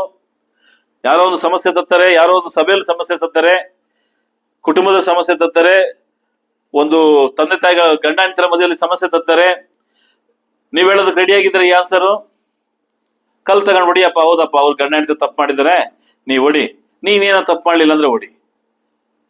ಹೌದು, ತಂದೆ ತಾಯಿಗಳ ಮಾತನ್ನು ಕೇಳ್ತಾ ಇಲ್ಲ, ಹೌದು ಅವ್ರು ತಪ್ಪು ಮಾಡಿದಾರೆ ಮಕ್ಕಳು, ಸರಿ ಗದರಿಸುವಂತ ಸಂದರ್ಭದಿಂದ ಬಂದಾಗ ನೀವು ಎಚ್ಚರಿಕೆ ವಹಿಸಿ. ಈ ರೀತಿಯಲ್ಲಿ ಆನ್ಸರ್ ಕೊಡೋದಕ್ಕೆ ರೆಡಿ ಆಗಿರ್ಬೇಕು ಅಂದ್ರೆ ನಾನು ದೇವರ ವಾಕ್ಯ ನನ್ನಲ್ಲಿ ಇರಬೇಕು. ದೇವರ ವಾಕ್ಯ ದೇವರಿಗೆ ಮೆಚ್ಚುಗೆಯಾದ ಕಾರ್ಯವಾಗಿ, ಅದನ್ನೇ ಯೇಸು ಕ್ರಿಸ್ತನಲ್ಲಿ ಹೇಳಿದ್ದು.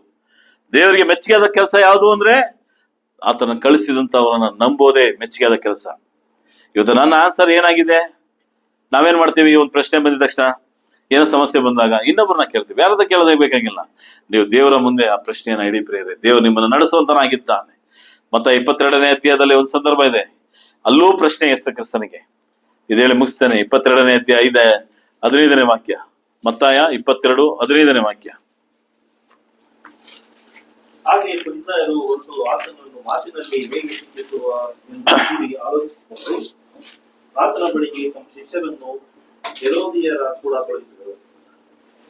ಇವರು ಬಂದು, ಗುರುವೇ, ನೀನು ಸತ್ಯವಂತನು, ದೇವರ ಮಾರ್ಗವನ್ನು ಸತ್ಯವಾಗಿ ಬೋಧಿಸುವವನು, ಯಾರಿಗೂ ಹೆದರದವನು, ನೀನು ಜನರ ಮುಖದಿಚ್ಛೆಗೆ ಯೇಸು ಕ್ರಿಸ್ತನ ಬಗ್ಗೆ ತುಂಬಾ ವಿವರಣೆಯಾದಂತಹ ಮಾತುಗಳು ತುಂಬಾ ಬರ್ಕೊಳ್ಳಿ ನೀವು 15ರಿಂದ 21ರವರೆಗೂ ಎಲ್ಲ ವಿವರಣೆಯ ಮಾತುಗಳನ್ನು ಮಾತಾಡ್ತಾರೆ. ಯೇಸು ಕ್ರಿಸ್ತನನ್ನ ಈ ವಿವರಣೆಯ ಮಾತಿನ ಹಿಂದೆ ಏನಿದೆ ಗೊತ್ತಾ? ವಂಚನೆ ಇದೆ. ಇದು ಫ್ರಾಡ್ ಕೆಲಸ ಮಾಡ್ತಿದ್ದಾರೆ. ಸರಿ, ಯೇಸು ಕ್ರಿಸ್ತನಿಗೆ ಕೇಳ್ತಾರೆ, ಈಗ ತೆರಿಗೆ ಕಟ್ಟಬೇಕಾಗ್ಬೇಡವಾ? ತೆರಿಗೆ ಕಟ್ಟಿದ್ರೆ ಯೂದ ಗೋತ್ರದ ಪ್ರಕಾರ, ಧರ್ಮಶಾಸ್ತ್ರದ ಪ್ರಕಾರ ರಾಂಗ್. ಸರಿ, ಏನ್ ಮಾಡ್ಬೇಕು? 18ನೇ ವಾಕ್ಯದಲ್ಲಿ ಯೇಸು ಕ್ರಿಸ್ತ ಹೇಳ್ತಾನೆ, ಯೇಸು ಅವರ ಕೆಡುಕನ್ನು ಅರಿತುಕೊಂಡು ಅವನಿಗೆ, ಕಪಟಿಗಳೇ, ನನ್ನನ್ನು ಯಾಕೆ ಪರೀಕ್ಷೆ ಮಾಡುತ್ತೀರಿ? ತೆರಿಗೆ ಕೊಡುವ ನಾಣ್ಯವನ್ನು ನನಗೆ ತೋರಿಸಿ ಅನ್ನಲು. ಏನ್ ಹೇಳ್ತಿದ್ದಾರೆ ಇಲ್ಲಿ? ನನ್ನನ್ನ ಯಾಕೆ ಪರೀಕ್ಷೆ ಮಾಡ್ತೀರಿ? ಕ್ರಿಸ್ತನಲ್ಲಿ ಪ್ರಿಯರೇ, ದೇವ ಮಕ್ಕಳಿಗೆ ಪರೀಕ್ಷೆ ಆಗೋದು ಉಂಟು. ಯೇಸು ಕ್ರಿಸ್ತನ ಪರೀಕ್ಷೆ ಆಗಿದೆ. ಪರೀಕ್ಷೆ ಎಲ್ಲಿ ನಡೀತು? ಯೇಸು ಕ್ರಿಸ್ತನಿಗೆ ಮೊದಲನೇ ಪರೀಕ್ಷೆ ಸೈತಾನ 4ನೇ ಅಧ್ಯಾಯದಲ್ಲಿ ನಡೀತು. ಅಲ್ಲಿಂದ ಸಿಲುಬೆವರೆಗೂ ಪರೀಕ್ಷೆ ನಡೆದಿದೆ ಯೇಸು ಕ್ರಿಸ್ತನಿಗೆ. ನೀವ್ ಯಾವತ್ತು ಯೇಸು ಕ್ರಿಸ್ತನ ದೇವರ ಕುಮಾರ ಅರಿಕೆ ಮಾಡಿ ದೀಕ್ಷಿಸ್ತಾನ ಅಂದ್ರಿ, ಅಲ್ಲಿಂದಾನೆ ಸ್ಟಾರ್ಟ್ ನಿಮ್ಗೂ ಪರೀಕ್ಷೆ.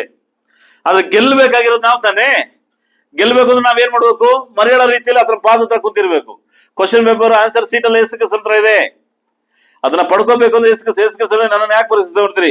ಸರಿ, ಹಂಗೂ ನೀವು ನನ್ನನ್ನ ಪ್ರಶ್ನೆ ಮಾಡ್ತಿದ್ರಿ, ನನ್ನ ತಪ್ಪು ಹೊರಿಸ್ತಿದ್ರಿ ಅಂದ್ರೆ ಸರಿ, ಟ್ಯಾಕ್ಸ್ ಕಟ್ಟಕ್ ಕಾಸು ಕೊಡಿ ಅಂತ ಕೇಳ್ತಾನೆ. ತೆರಿಗೆ ಕಾಸು ಏನ್ ಮಾಡಿರುತ್ತೆ? ಓದಿ ಬೇಗ 19 ವಾಕ್ಯ. ತೆರಿಗೆ ಕೊಡುವ ನಾಣ್ಯವನ್ನು ನನಗೆ ತೋರಿಸಿ ಅನ್ನಲು. ಅವರು ಆತನಿಗೆ ಒಂದು ಹಣವನ್ನು ತಂದುಕೊಟ್ಟರು. ಆತನು, ಈ ತಲೆಯು ಈ ಮುದ್ರೆಯು ಯಾರದು ಎಂದು ಕೇಳಿದಕ್ಕೆ ಅವರು ಕೈಸರನನ್ನು ಅಂದರು.